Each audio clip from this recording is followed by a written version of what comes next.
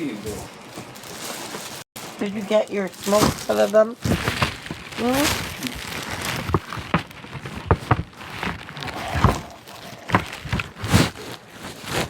Thank you. Here's one for you and one for Emily. Thank you.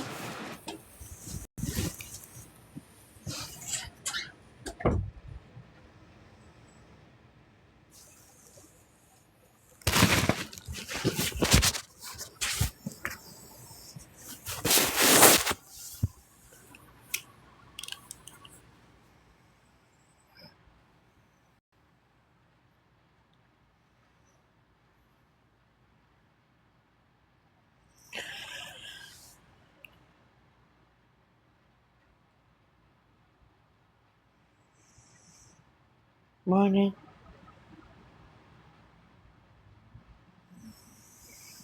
Just waiting to call back to the hospital in about 20 minutes, I guess.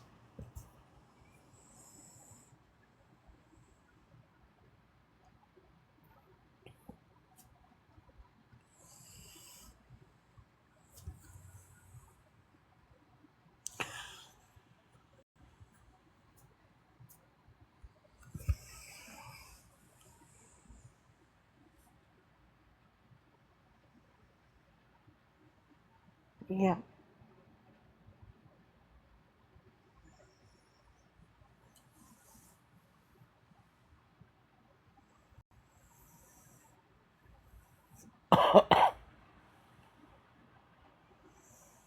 No thanks, honeydew.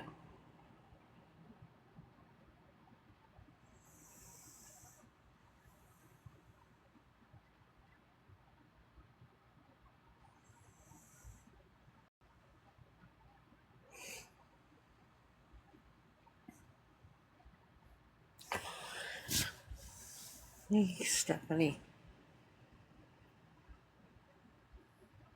I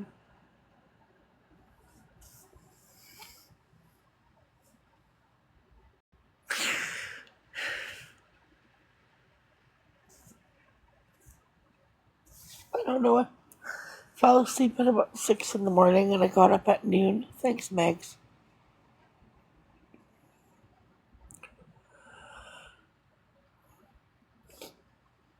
Yeah.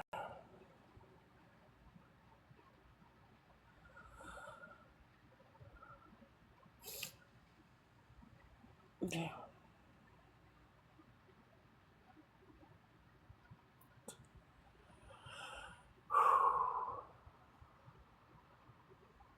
Hi, Llama. Love you too. Oh, Ethan, you're so funny. You're hilarious.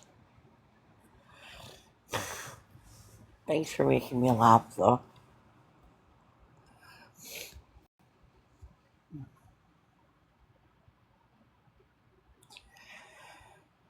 Am I okay? Nope. I'm not repeating it. Thank you, Inked. I Hi, how are you? don't know how you got here. I'm not badly. Chalo. I didn't request you.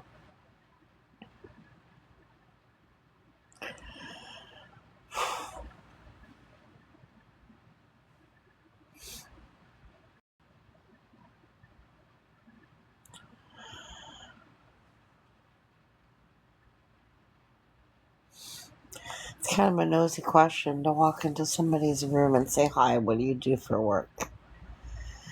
I'm a surgeon.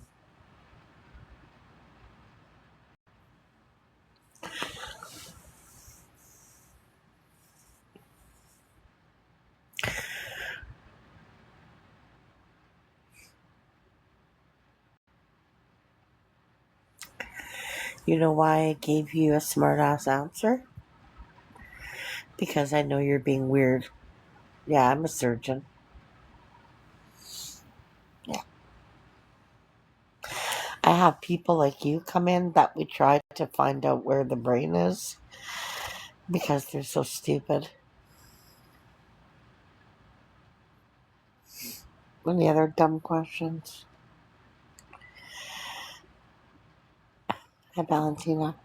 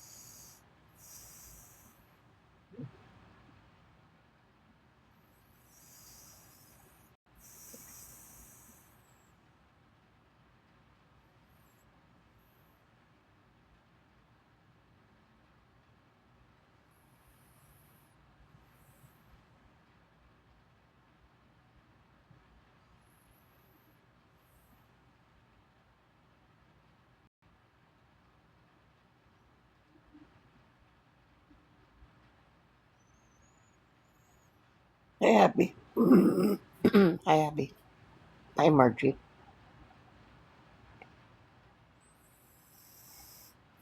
I'm so exhausted.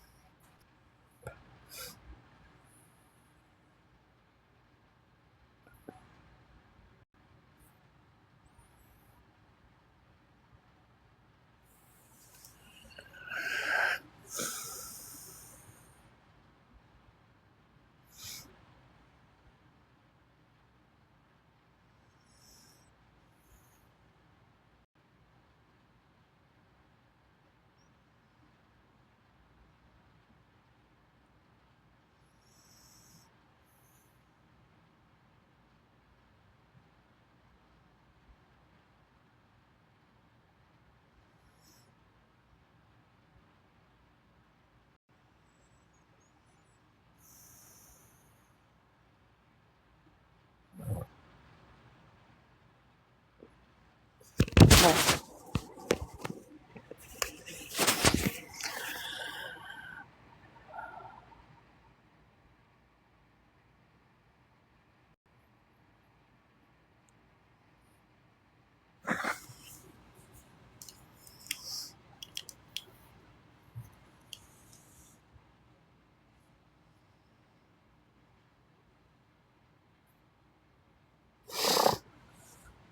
Ugh.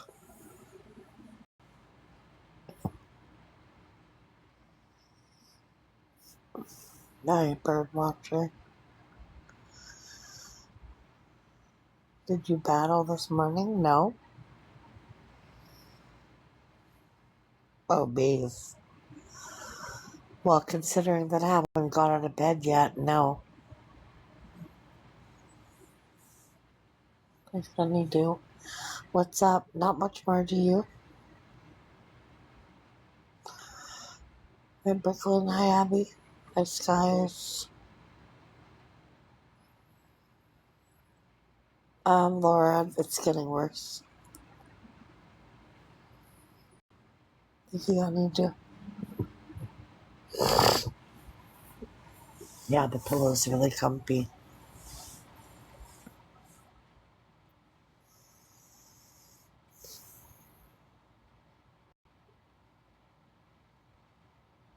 I just falls asleep about 6. I'm at Jess's, yeah. I will be going home, of course. I got a shovel and um, order some food through Instacart. It's gonna be weird doing it that way, but yeah.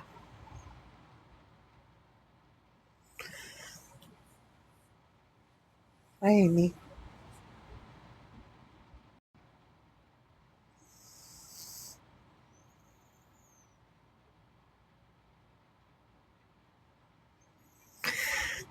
Yeah, Instacart's a little more expensive.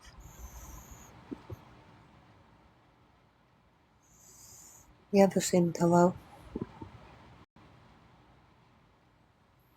Yes, and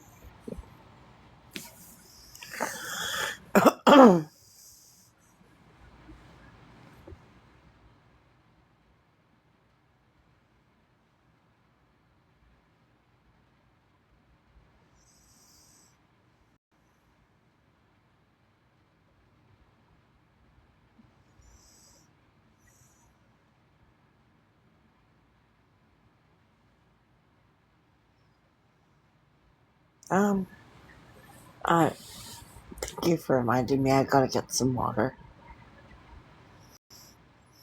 Yeah, no, actually, I just don't have money and I need food. So I don't know.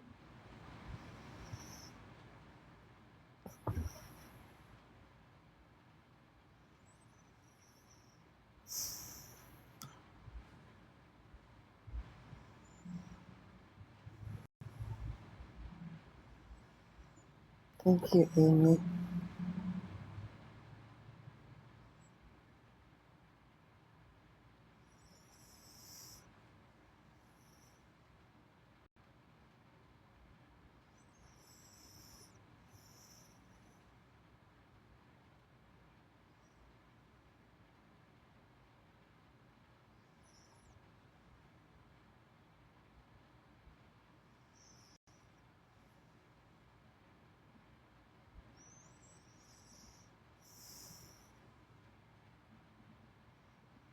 Hey, Sarah.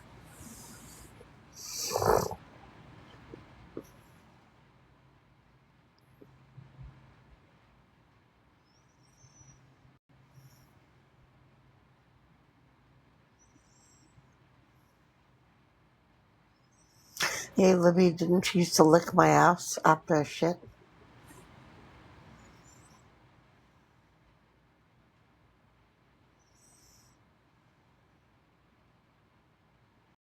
Yeah, I didn't think you'd have a comment back.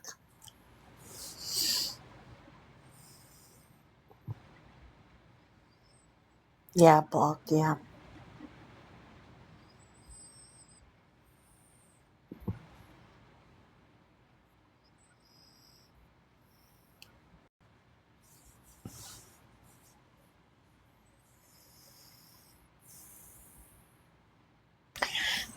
Just listening, yeah.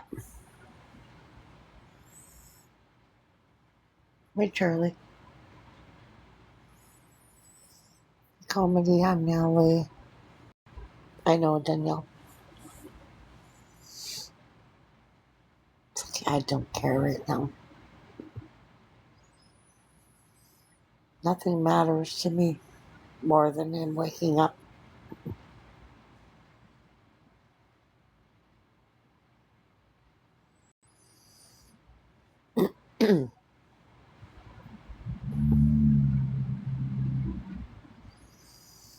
So tired.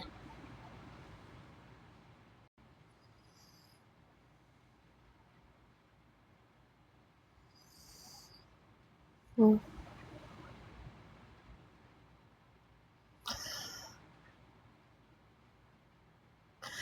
Hi, Crispy.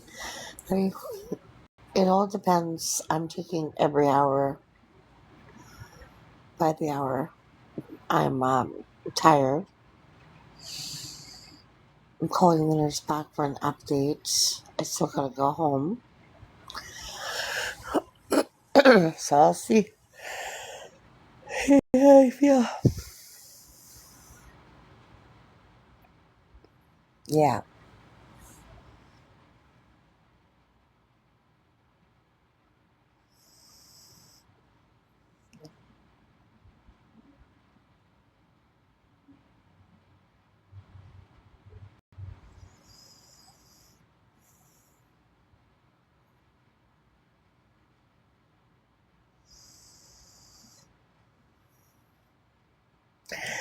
I'm not home yet. No, is he breathing on his own now? He's still in a coma. In a coma.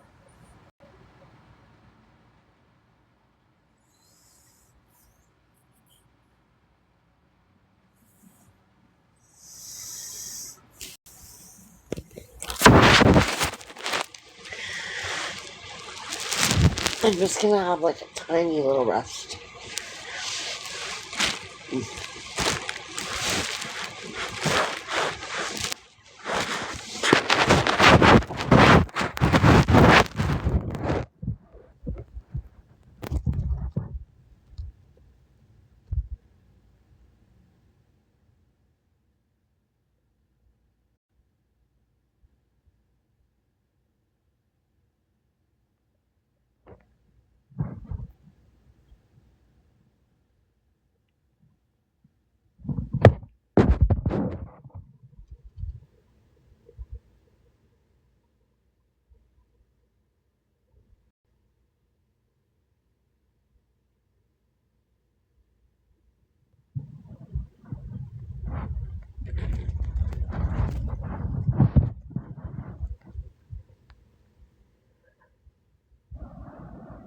Yeah.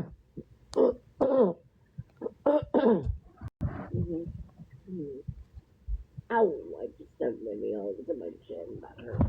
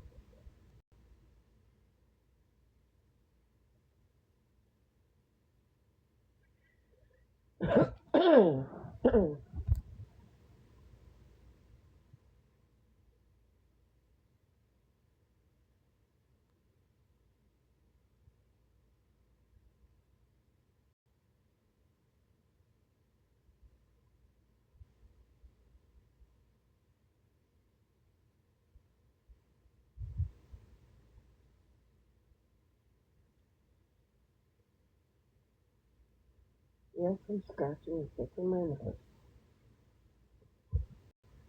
We all do it.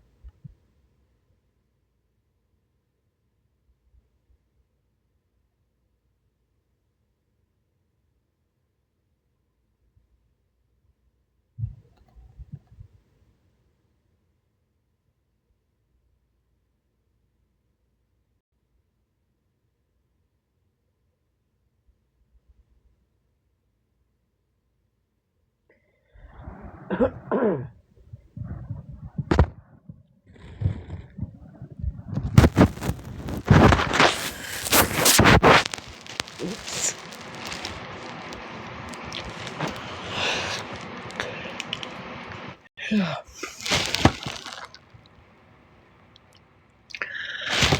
Morning, Brittany.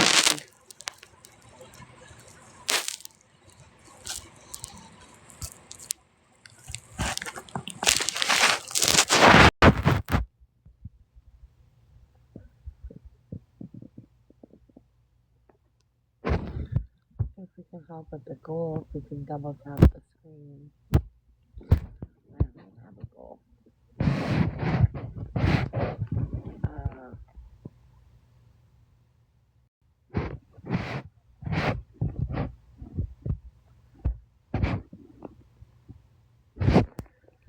Yeah. As long as it's not okay.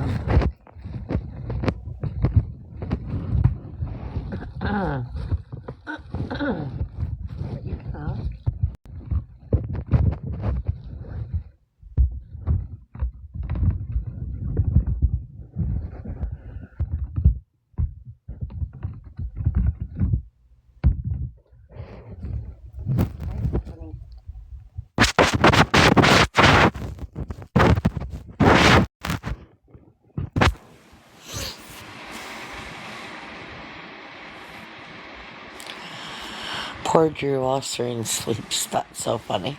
Do you think that bothers me?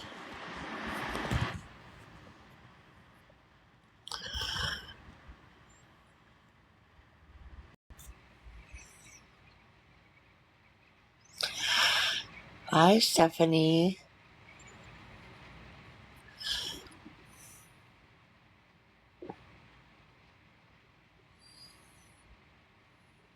Hi.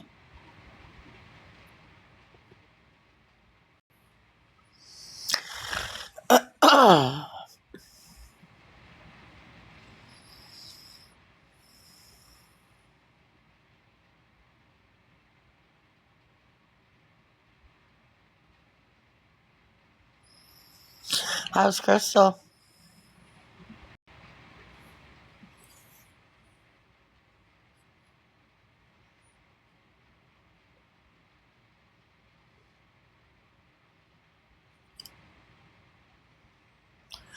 Oh, yeah. And I'm sure Rick's there, right?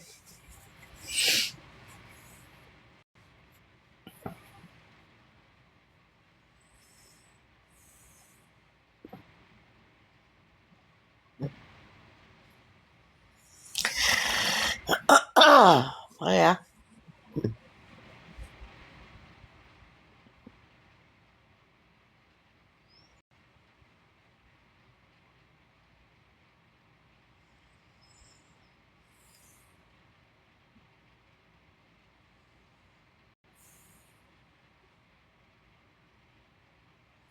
Yeah, you know, it'd be nice if Rick or Lisa called to ask about news about Drew, too. I'm not trying to be rude, but I just feel like a lot of people that I thought were my friends really don't give a shit.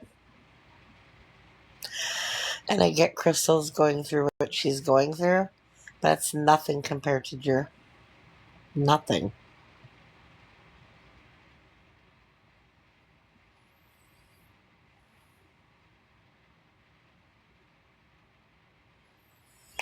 Exactly.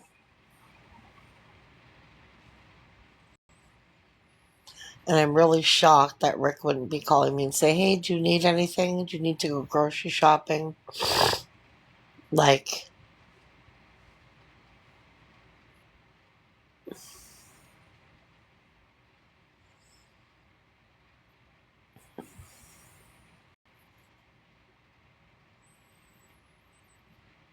no, I'm not saying they're not friends.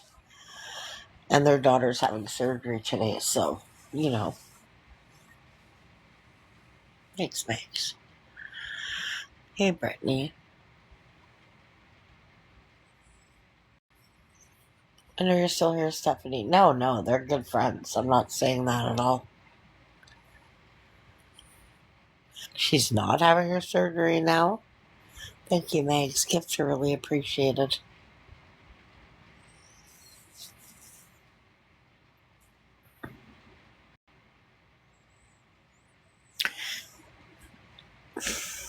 That doesn't surprise me.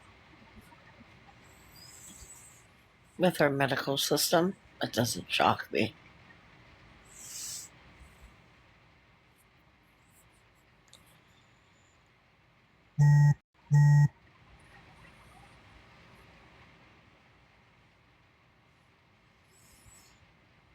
Yeah.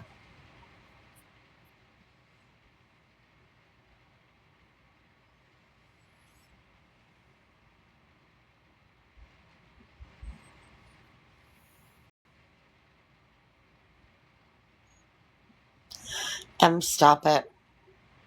Their daughter's in the hospital. They're not going to have Christmas. Drew had a massive stroke 2 days before Christmas. Do you think I gave a shit about Christmas? So I'm about to block you.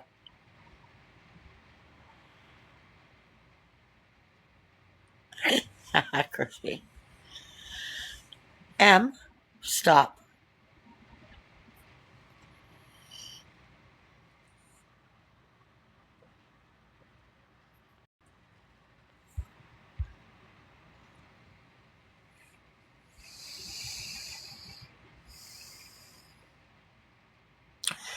Yeah, there's updates. The MRI is worse. the brain is getting worse. His blood pressure, not his blood pressure, his heart rate was super high last night. They had to give him medication so he wouldn't go into AFib. And his temperature is usually around 104.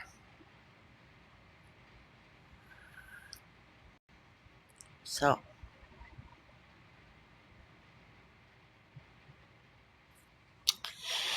this person thinks I care about this comment. By the way, I'm not sleeping, you fucktard. Yeah, let me get rid of that.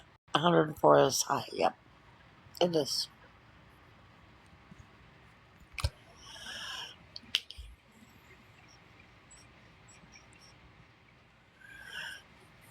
Thanks, Susie. Don't pray for me, pray for Joe.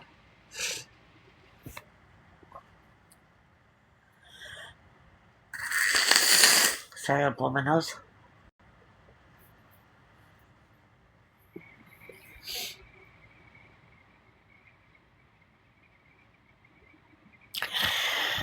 I think, can we start tapping the screen, guys, or I'm gonna go?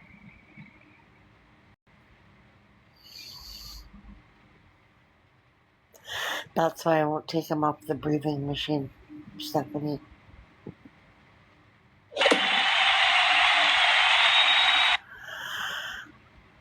Thank you, Sarah.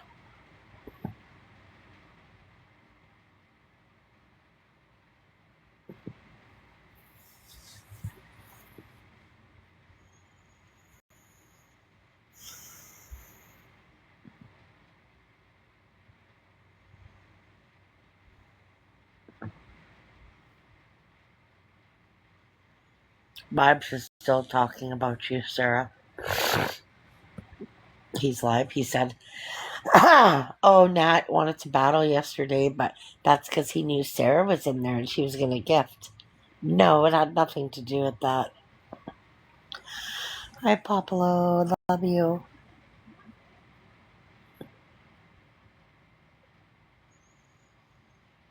Yeah.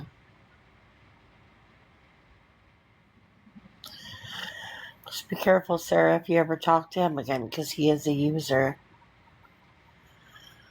Yeah. With me, you don't have to gift me. I'll always be your friend. But he was mad that you gifted me and that you sent Chinese food.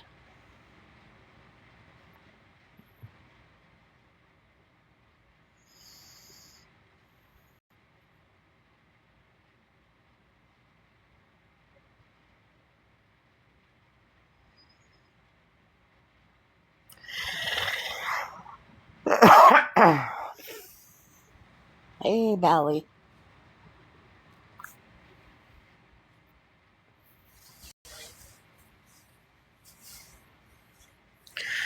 Hey, Valley.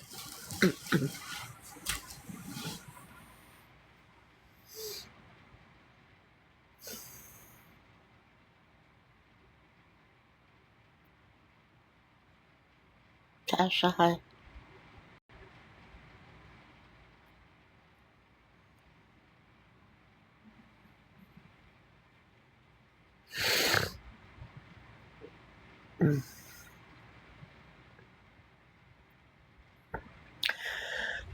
Michelle.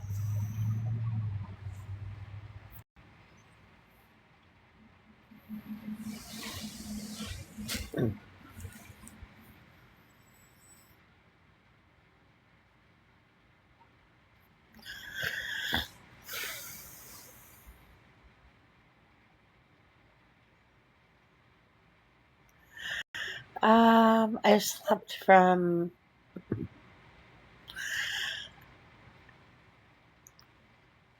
6 in the morning till noon. That's not that bad. The bed looks cozy. It is. Very. Look at all the pillows.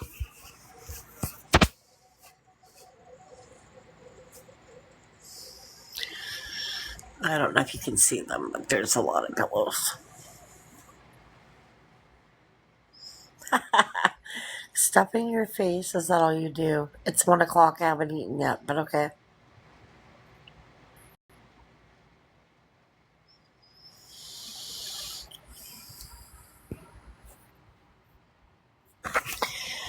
Not really, Valley. Oh, my house is messy? Don't get rid of them.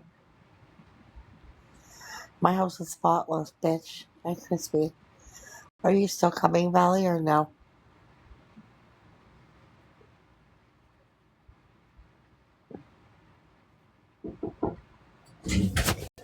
Hi. Can you come outside?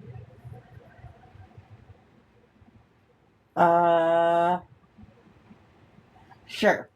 Okay. Yeah, give me a minute to get dressed.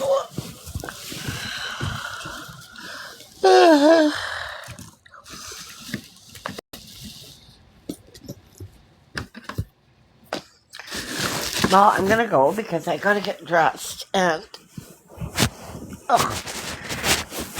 I'm gonna go outside the house. You know what, Valley? If you come, that would be amazing because everybody else that said they're gonna come visit and blah blah blah blah blah blah. Nobody has. Nobody. So.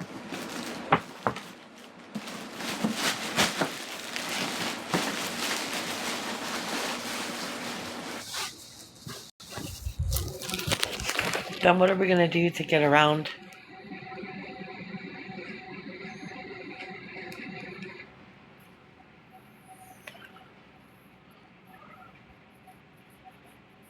What's going on? Not much. I'm just at Jess's today, but I'm gonna go for a smoke, okay?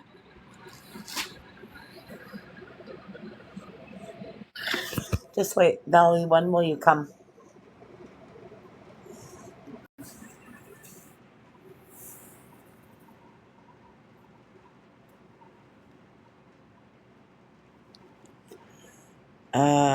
Larissa, I don't even know what you're talking about. 6 hours. You would be here January 2nd?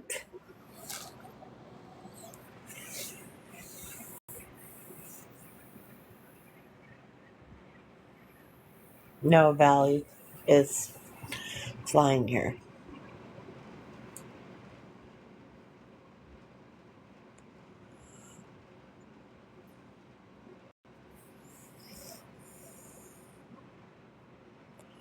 Okay, I gotta go. I'll be back later. Can I go sit on the couch? Are you gonna go live too?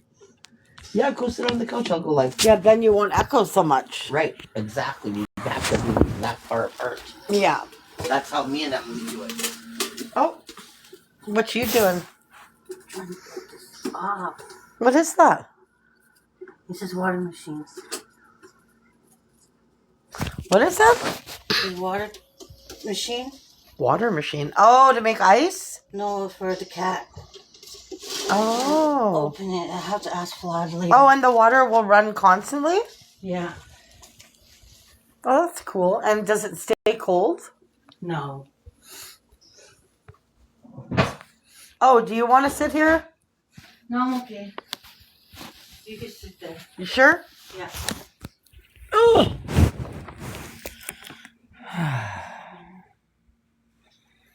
Hi.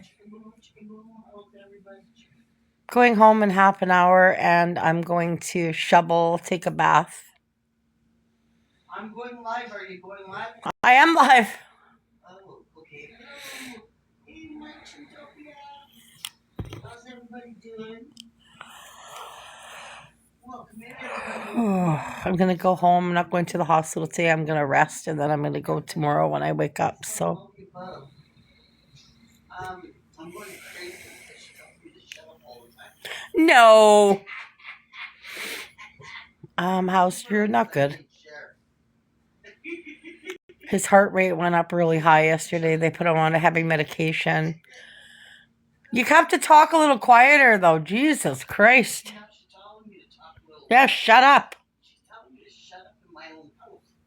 What would you do if you were me? I'm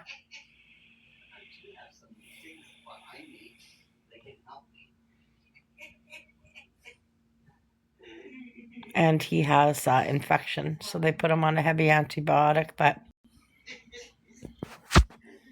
no, I'm not taking food home. I have food. Bam, bam. Says bam, bam in the house. Hello, everybody. I love you. Hello, everybody. Tap the screens. Remember, if you're not tapping, you're napping. So, what should we do today? We might be on TV. We might be being watched. We might be being streamed. So everybody watching. They might say, oh, this person said this and this person said that. Be careful what you type out there. I have chocolate at home. You never know who's streaming. Right?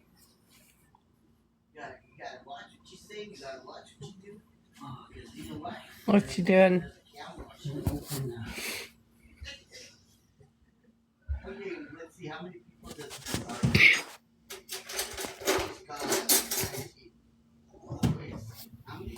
No, not today. Everybody tap a little more. Let's go. We need a tap. I dropped my phone. Whoops. I just dropped my phone.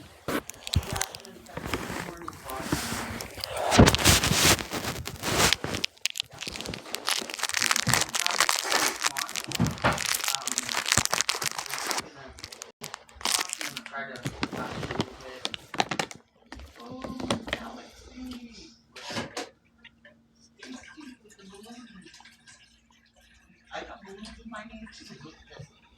I got a balloon in my name.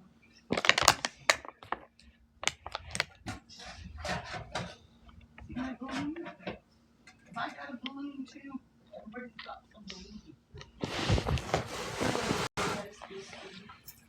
We need to tap it on here. We need to get some tap. Twinsies. Yeah, twinsies. Where's twinsies? Yes, they are. That's right. So yeah, but you got two balloons. I only got one. You're ahead of me, Stacy. Okay, so basically, where is Nat at? She's in my living room right now. I'm in my bedroom and she's in my living room. Yeah, but you're so bloody loud. Hello. Shut the fuck up.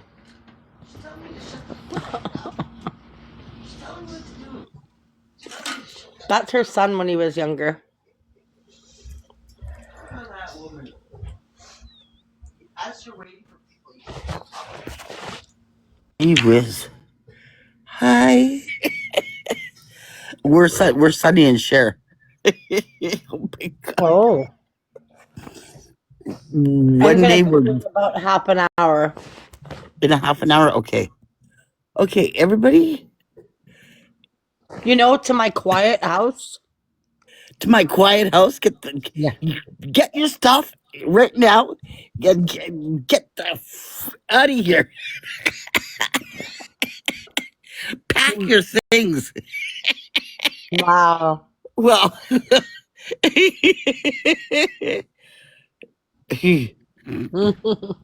it's called Be Nice Week. Be nice to everybody. Kindness is free, you know. Oh, wait. Let me see here.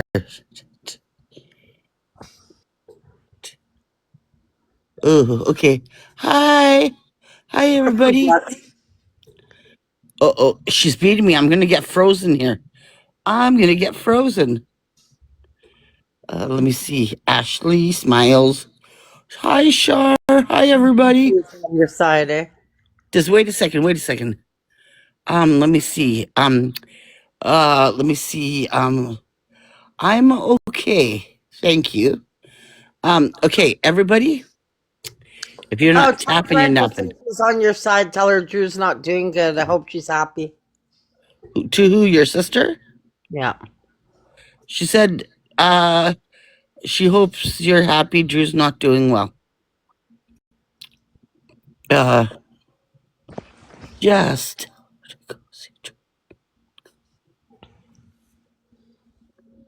Anyway, I'm Um, gonna. I don't even care what. Don't tell me what she says.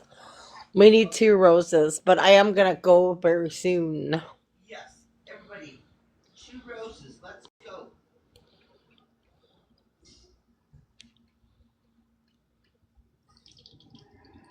Repeat what? What did I Thank you, say? honeydew. We need 1 more rose. No roses. Thanks, No Tammy. roses. Oh, we almost got it. Oh, I didn't even get 1 rose. Don't worry. Oh, Everybody, if you're not tapping, you're napping.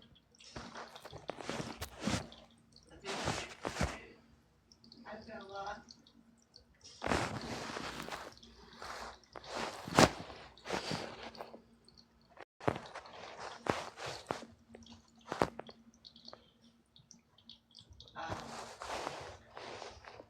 I'm just repeating what she told me to repeat.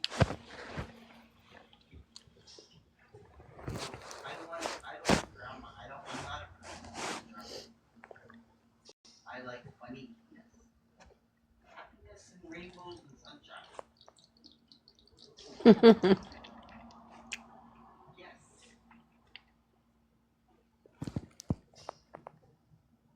Beep, beep, beep, beep, beep, beep, beep, beep, beep. How's it going?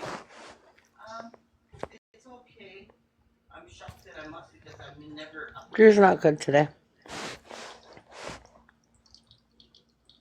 So basically, that's how it is.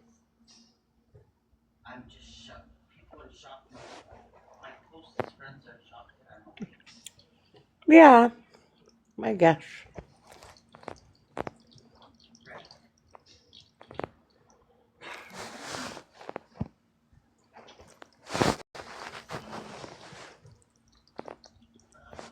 How many days is that's in God's hands?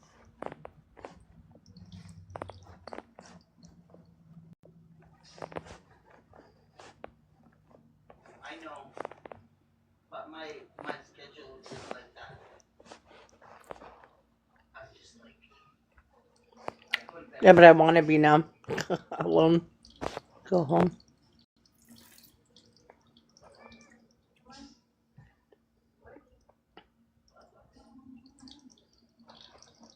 Should we play a song now? No. No. What song are you gonna play? Let's play some crazy train. If you want to, it doesn't matter. No, that's not a good song. Yes. Oh, hi, Heatham. How are you? I haven't seen you for a while. How are you? Maybe.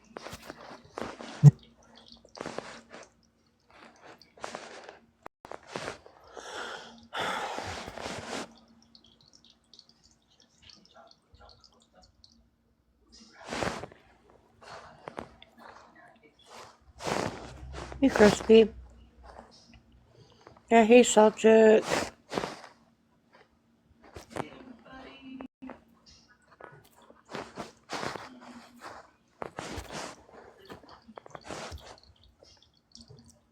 Okay. Anybody want to play Pick Your Poison? Pick Your Poison. Hmm. Cards and Pick Your Poison now. No, Jess, I'm good. You're good? Okay. Sorry.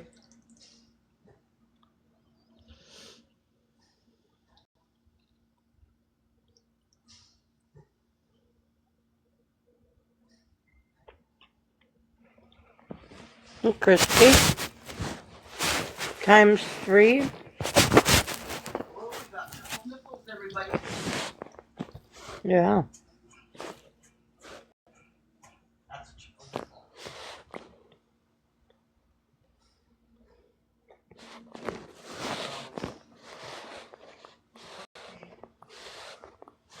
Hey, Hunter. Everybody. Hey, everybody.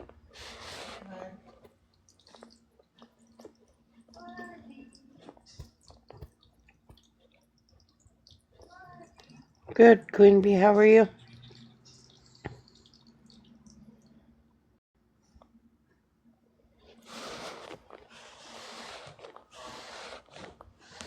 Thanks, Hunter.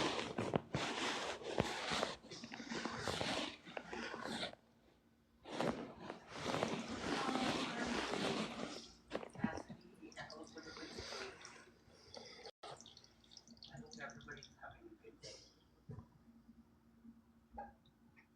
Thank you, Shar.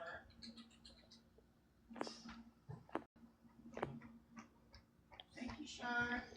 Thanks, Vegas. Mm. I know. Okay. Little tiny small Queen P. Yeah. Stacy, welcome again with the beautiful balloons. Beautiful balloons.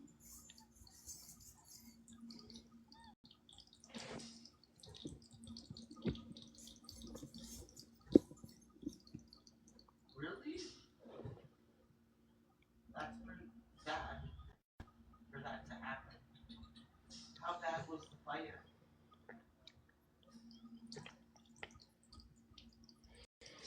Why do you say that? You don't think you could be around Jess for long? She's not a hard person to be around. Because I love Dix. Dix is my Dix. I love Dix. Oh, yeah, you sure do.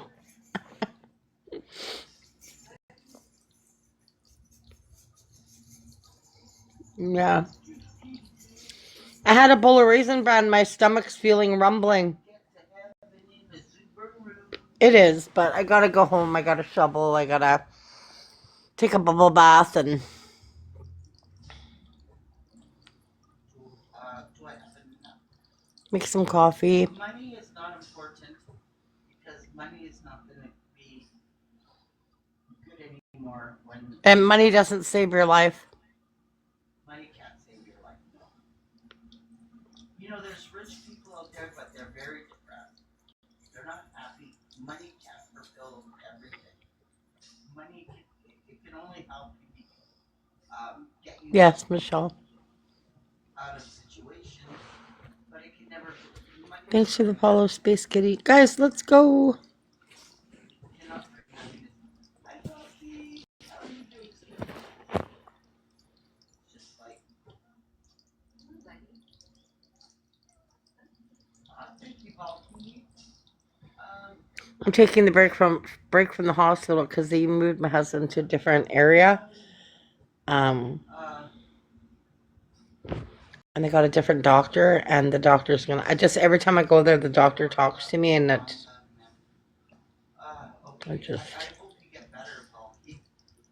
Thank you, Crispy. Okay, Shar. Can't get to heaven in roller skates, cause you'll pass the pearly gates. I'm singing this song like that. Golly.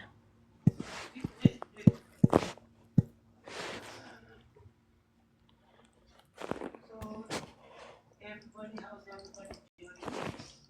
Shout outs here. Tell me the month you guys were born. Scarfy. I'm in July, baby. I'm July.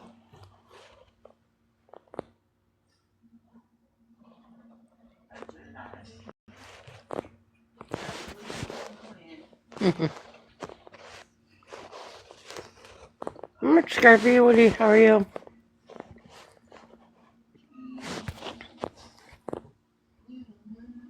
So the MRI came back. His brain is getting worse. Like, he's getting worse. His heart rate was sky high last night, so he's on medication. It brought it down. His temperature came down a bit, but it usually goes back up to 104. And he's got an infection, so they got him on a heavy antibiotic. I love the number 17. Oh, how old are they? Keep them. Triple nipples. Oh my goodness, you went to an appointment and it wasn't today. Wow, happy birthday is the 7th. The 7th of July. Not good. Oh, yeah. That's Please stop asking how Drew is. not good. It's just, I keep saying not good, not good. Hey, Wallaby. The, Thank you, guys. I'm, mine is March. How are you, Wallaby? You're a Pisces. My, I'm not good. You didn't hear about Drew? so your mom was a Cancer. Did your mom nurture you? Did she like to, was she like a nurturer? Oh, I'm sorry, Ashley. He's in a coma. He had a massive brainstem stroke, and he's probably not going to pull through. So, he collapsed at work. Thank you. Oh, well, they want 5 roses. What do they think we are? Big time people. They want 5 roses on us. Are you He's serious? shy, SH2Y. Yeah, I'm going to go home soon. Got a shovel and Want us to get 5 roses? take a bath and That's try to get through tonight. 1 rose. What happened to 2 roses? What happened to that? Okay, Tommy. Yeah, Michelle. The kitty cat's staring at me. Thanks, Wallaby. Thanks, Crispy. Maybe we should play songs. Is there anybody that wants a song? Can we, Jess? Yeah. Can we play like a healing prayer song for Drew? Is there any such thing? Wait a second. I have to wait for it. Say that again. Is there any kind of healing prayer song or anything we can do? Wait a second. Prayer songs. Prayer songs for someone who's Yeah. in a coma or whatever. Wait a second. Hey, Cosmo.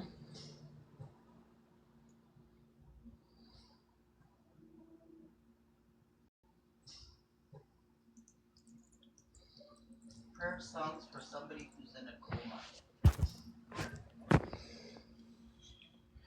Prayers for healing.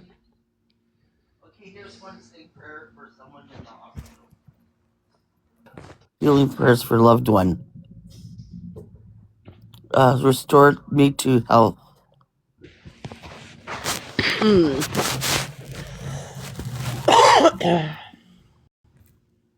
Hi, April. Okay.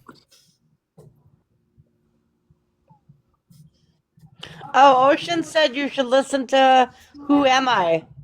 Who am I? Oh, I love that song. Hey, Ocean. Who am Listen. I? I like that song. Who am I?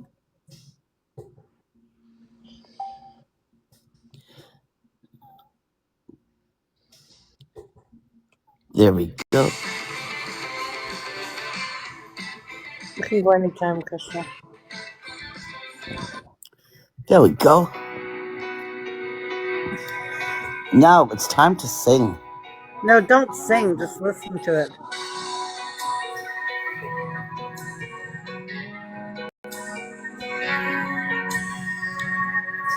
Who am I? That the Lord of all the earth would care to know my name, would care to feel my hurt. Who am I? The morning star No, let would me hear it. choose to light the way Let me hear of it. my ever Yes. wandering heart. Yes. Not because of who I am, but because of what you've done. Not because of what I've done, but because of who you are.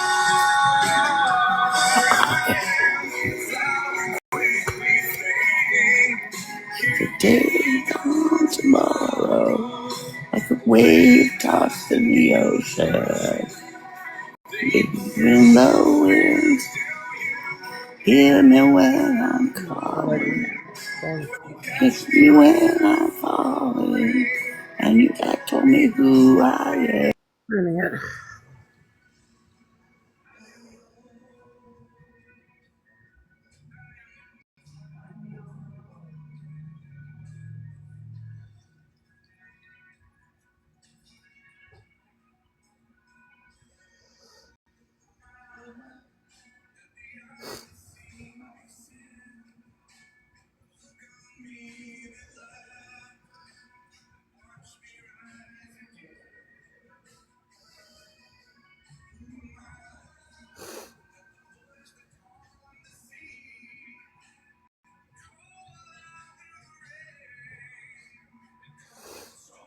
I'm gonna go home soon and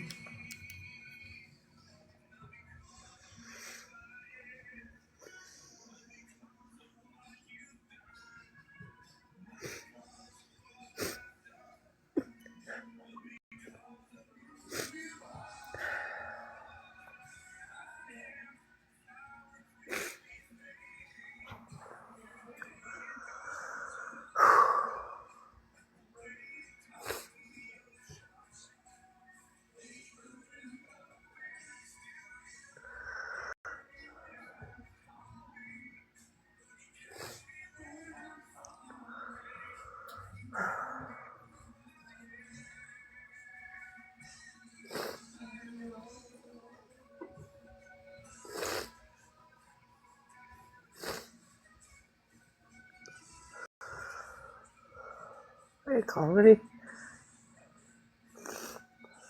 Welcome back.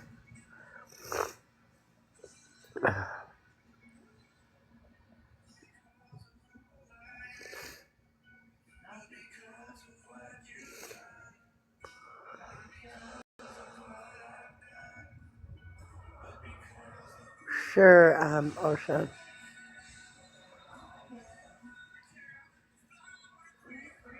Hi, Saudi Danny.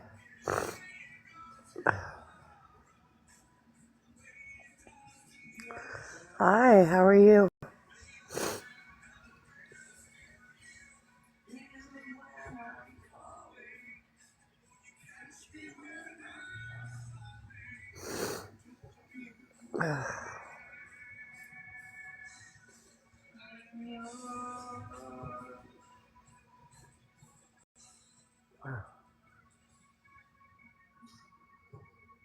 Okay, I will do that.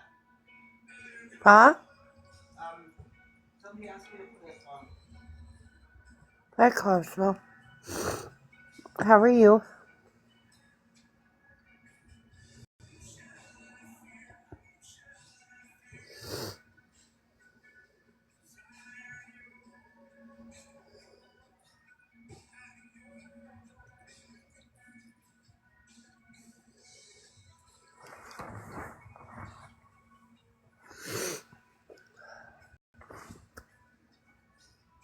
Hi, everybody.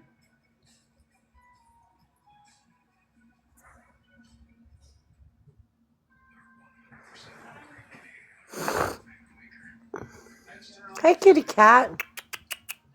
Hey. Psst. Buddy. This is a good song for me. Hi, buddy. Hi. Jesus. Hi. Hi, buddy.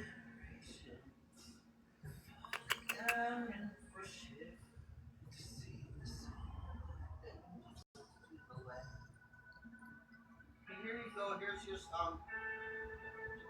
Here's your song, sweetie. Yeah, but you keep singing. I don't sing loud. I'm very soft. The hospital's 7 minutes on the bus to me.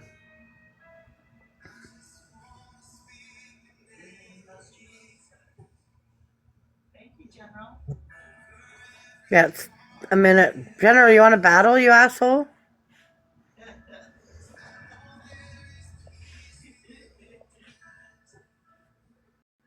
No, I shouldn't go to the hospital today. They even told me it's too hard. You guys, go back in. Go live, General. Okay, add General. I don't think he's live. You have to go live, General.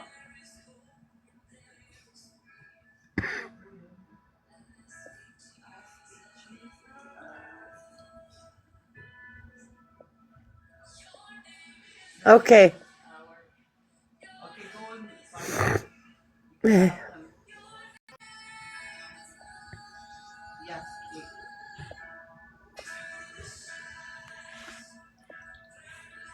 Hi, Tommy. Hi, everybody.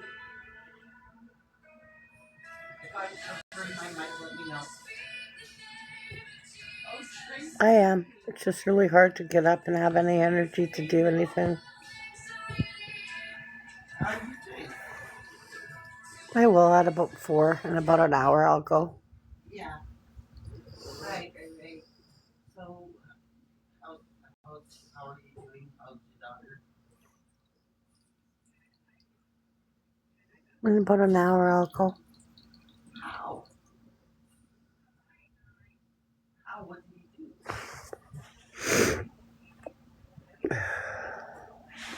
Yes. How did you do that? You said money. What?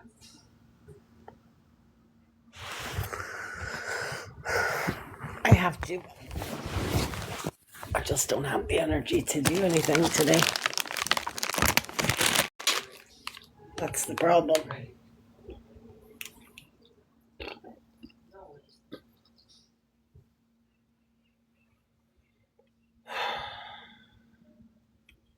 Right.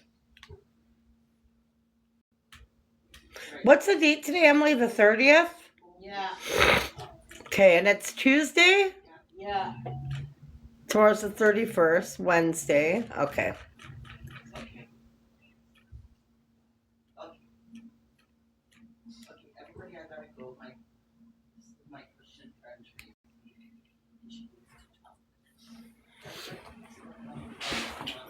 Takes everything on my energy to even get up. It's like I'm scared to be home, but I have to go home, you know what I mean? I have to vacuum, I have to take a bath, I have to shovel.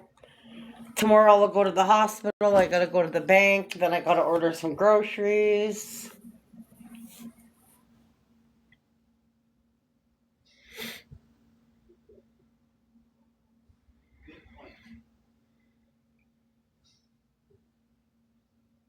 Hello, Shelby. Hello, Megan. I want to watch.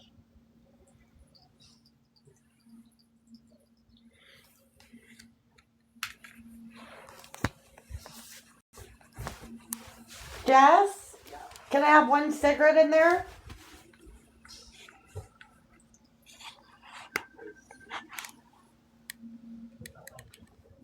Huh? It's not good for my health, really. My. No, I'll go outside. Okay, no worries. Not go with you. Go. I don't know if she wants to go. She doesn't have to. Go to Emily. She doesn't have to come. But you need to get keys to get back in. Can't I just puff out the front door? No, it's got double locks. Oh. Go with her. Okay. Okay, so. Okay, first I gotta go to the bathroom. Okay.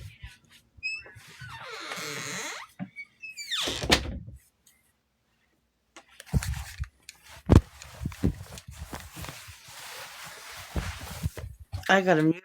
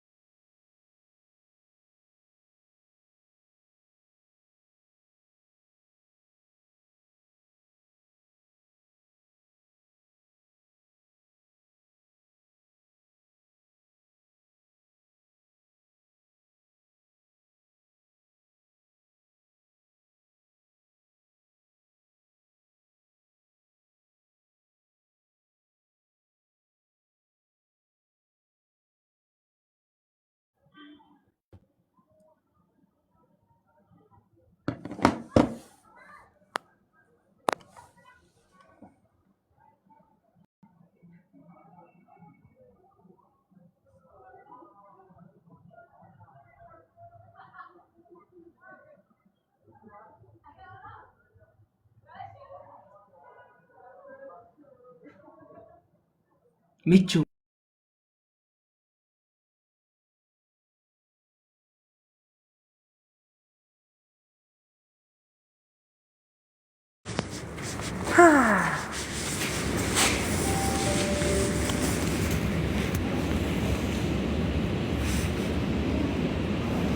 How's everybody?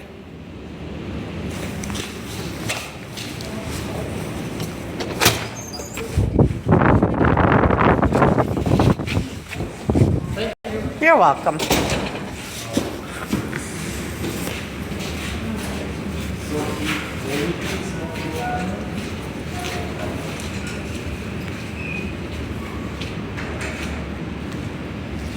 Just going home. Hi, Brenda. All right, I'm gonna go because I'm on my way home. So, just on my way home. Okay, bye.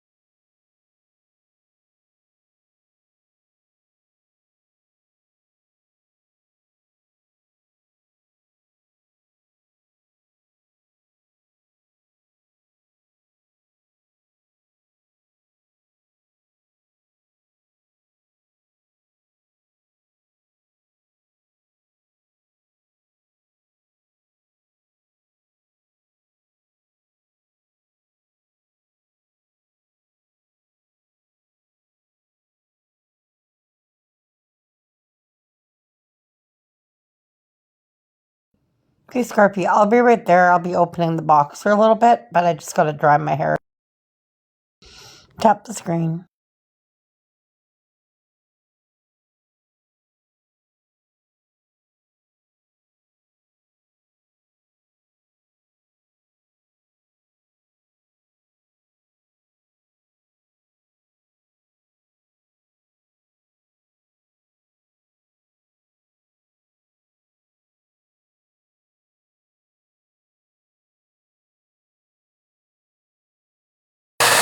Give me 5 minutes to dry my hair.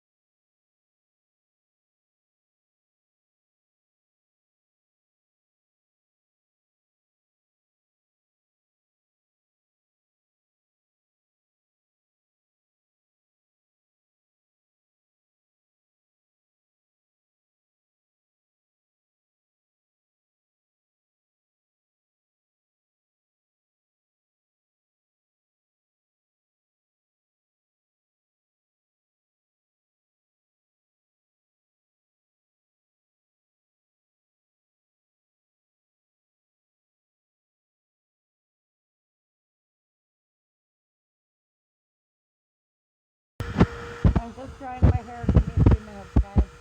Tap the screen.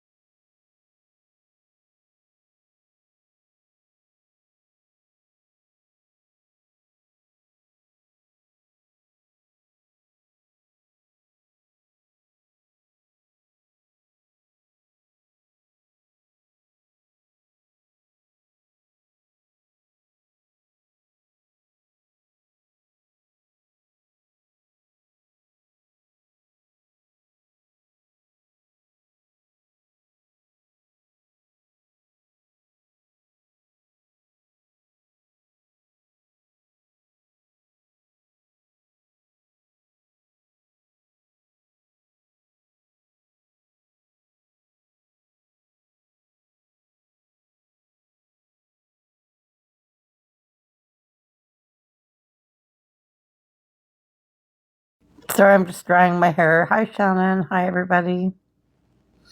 Hello.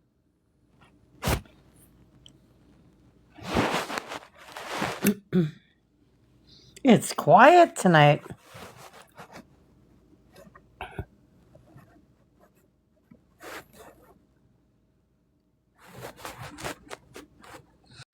It's very quiet in here.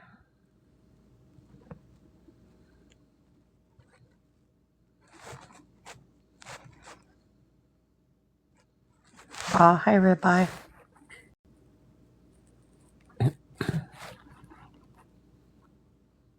Hi.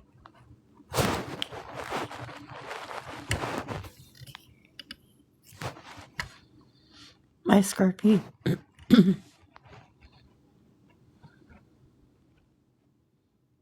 Hi. No, not really, Ribeye. I went to see Drew tonight, and I almost threw myself on him. It's really hard.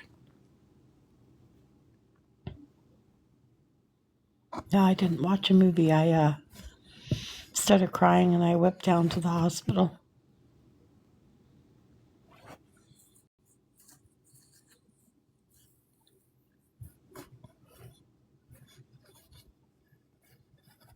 I got a big decision to make.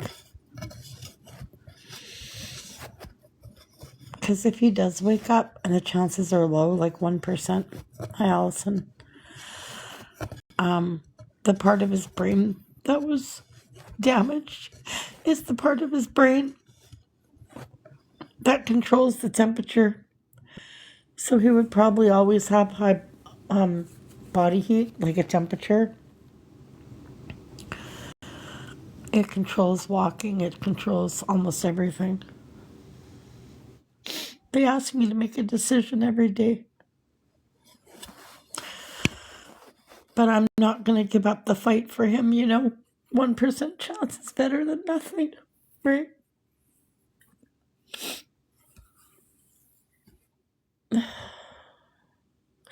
They want to turn the breathing machine off and see if he breathes on his own, but he's not breathing on his own. But he takes his own breaths, and he's not in pain, and they said he does have brain activity. So if he has brain activity and he is having breaths on his own, I'm not going to do that. Yeah, we need a miracle. Yeah. Yeah.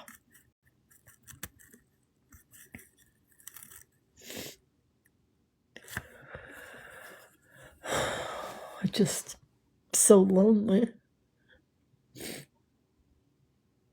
His brother is, yeah. Allison. I know I'm praying for him too.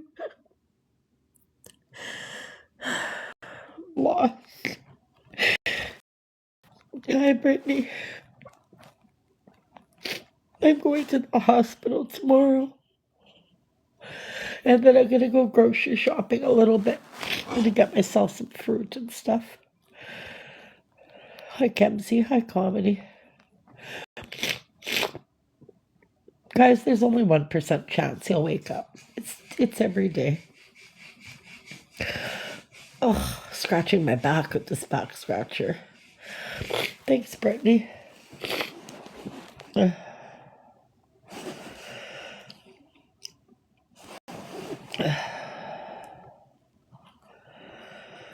Oh, I got a bit of heartburn.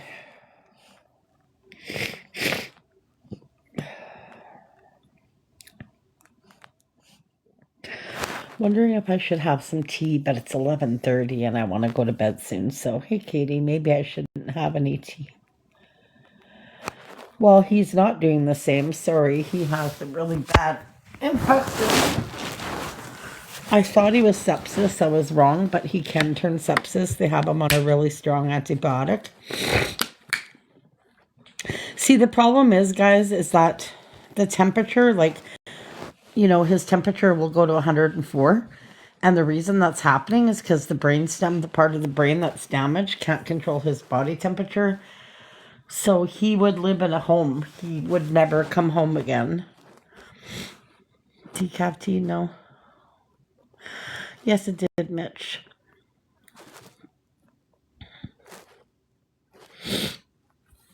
Does anybody want to come up and talk?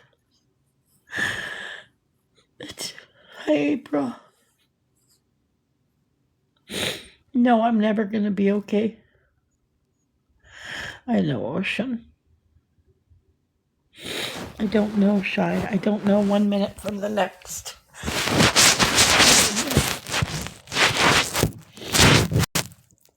You have a headache.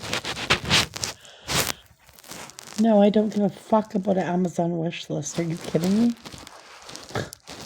Oh, what a stupid question, man. I'm improving. That's good. How was your day? Well, I just came from the hospital not too long ago. Maybe an hour ago. Just had a bath. How was the visit? Well, the same. Is it? Yeah. Hmm. Yeah. Oh, hang on, I gotta check some. Mm-hmm.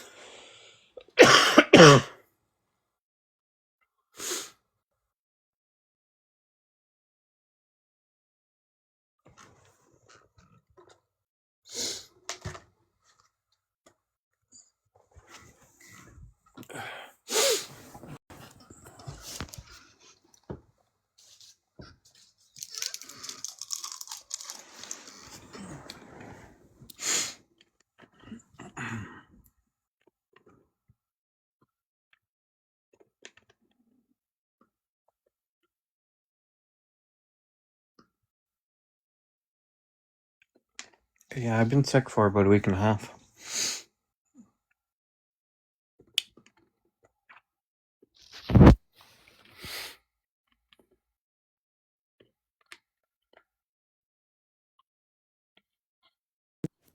Yeah, you've been sick longer than a week and a half, haven't you? I don't know. It feels like a week and a half. Could be 2 weeks. I don't know.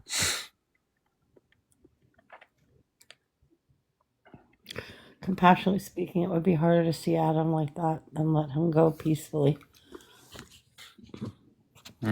It's hard to see him like that, but there's a chance, and he's, it's my decision. If they tell me that he's showing signs of being in pain and his body is breaking down and getting worse, then I will do that decision, right? I have a question. Mm-hmm. Do you have anyone that you're exceptionally close to guide you with this whole process? No, I do not. Is there like some sort of support official that Oh you're yeah, able like I to? have social workers from the thing that are helping me, like what to do if he passes, what kind of support you can get. I have an investigation actually going right now. I can't say through what that would give me money for victim services, pay for the funeral, because it's under investigation through his work Mm-hmm. because they think he hit his head, which could have caused. It didn't cause what happened to him.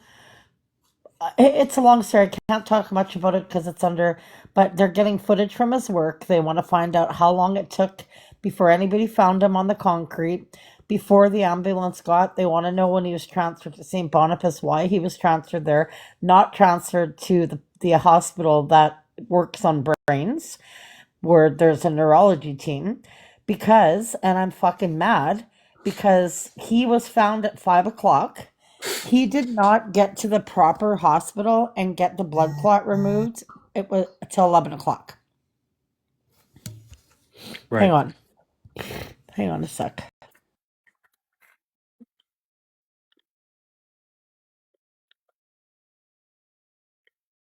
Oh yeah.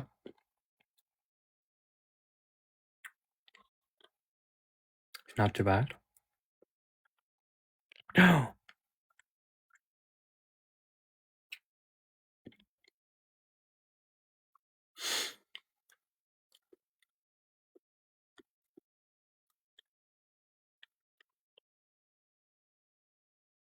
No, it isn't really, no. Can't do that all too well.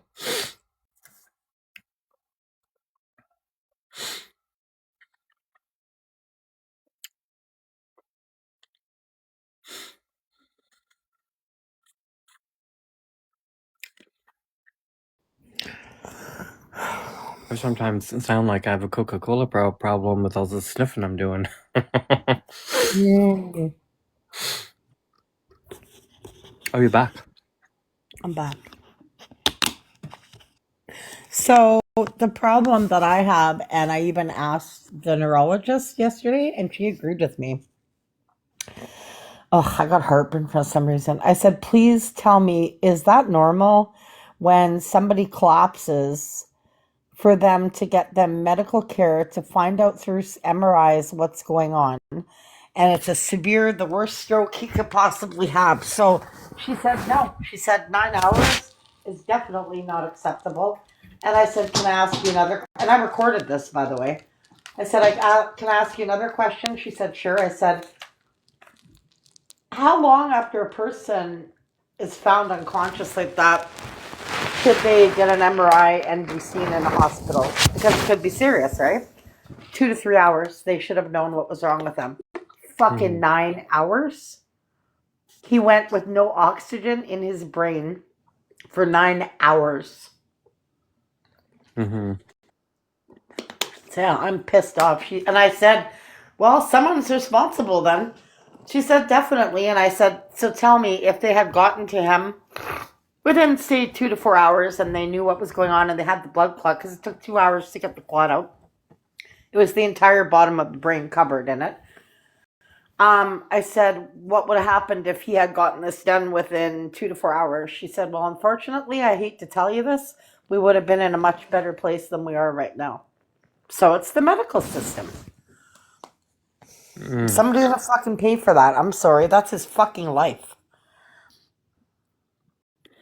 That's I'm not overly knowledgeable with strokes. Well, yeah, this stroke basically, unfortunately, this stroke is okay. The top part of the brain is the only part of the brain that is your memory or your speech. Okay, the part of the brain that was affected with Drew, unfortunately, is walking, talking. No, I don't think talking. Walking, picking your nose, like coordination, right? Drumming, driving, like he'll never drive again. Peeing, shitting, eating, all of that is gone. If he does wake up, there is about a 1% chance. But I mean, they're not God. They don't know for sure 1%, but it's very low. Hi, Wariba. I don't even know what to say because I'm so fucking stressed out. But they will, if he was to wake up, he would be in the hospital for 3 to 6 months, and then he would live in a nursing home. I asked if he was able to be rehabilitated, like is that a possibility? They said, yeah. They said he may walk again, but it'll probably take about 2 years. So then I'm faced with the decision that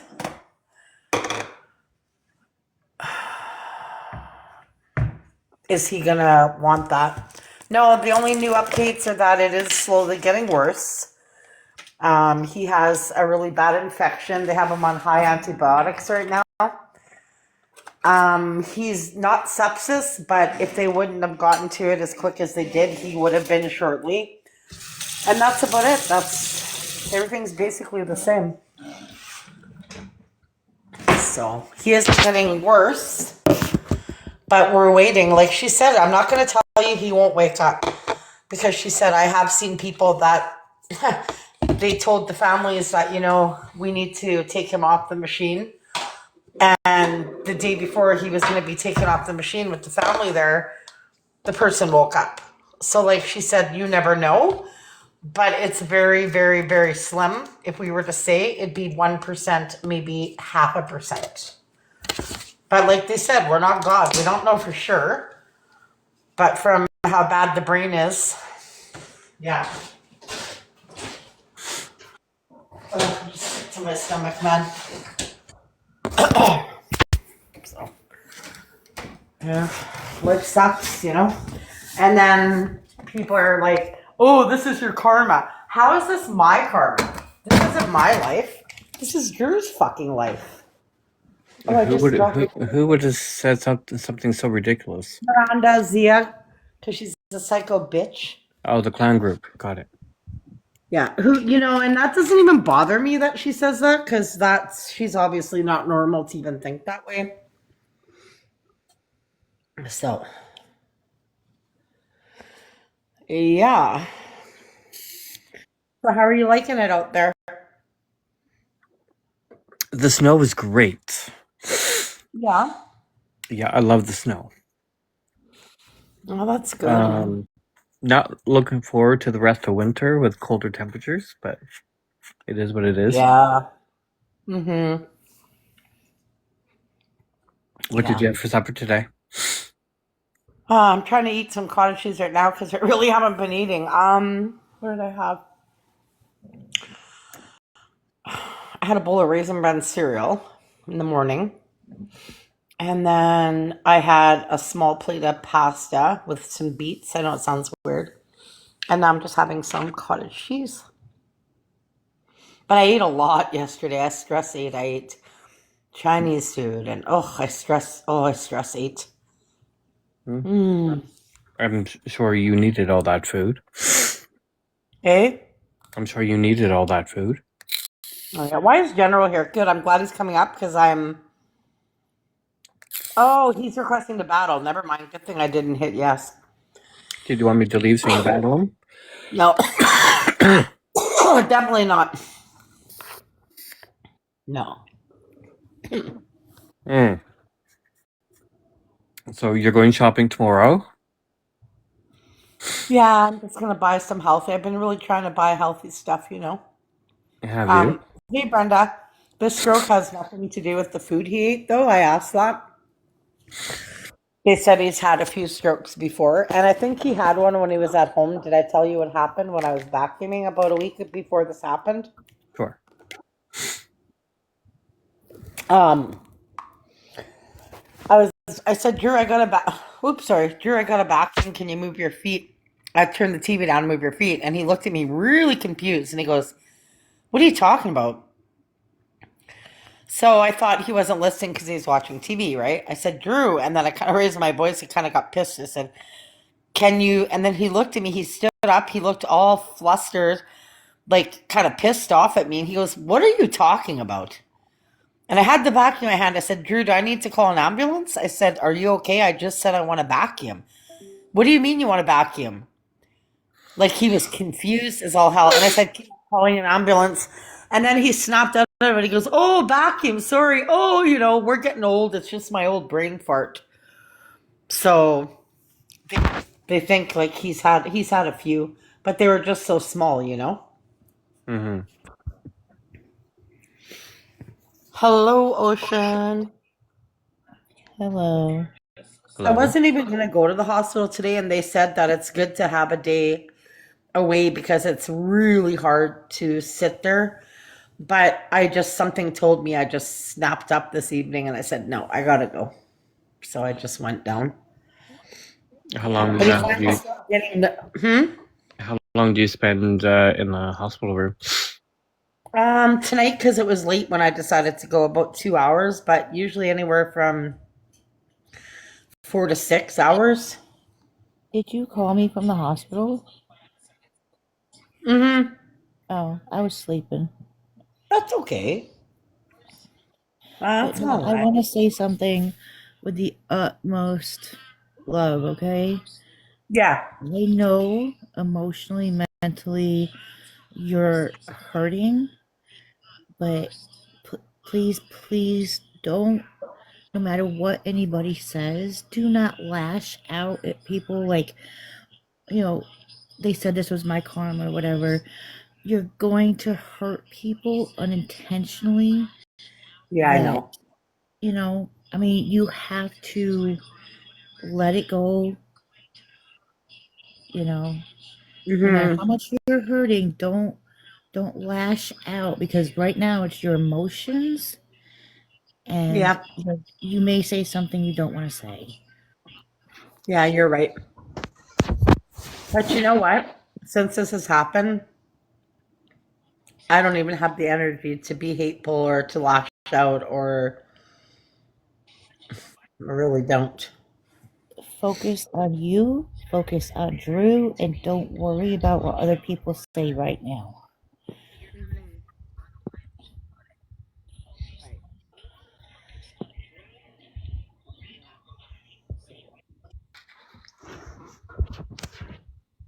So just go, be with him, worry about you.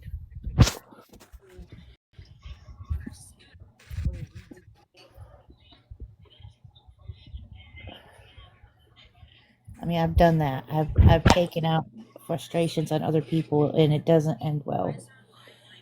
Hmm. I don't have the energy to be in fight with anybody, you know.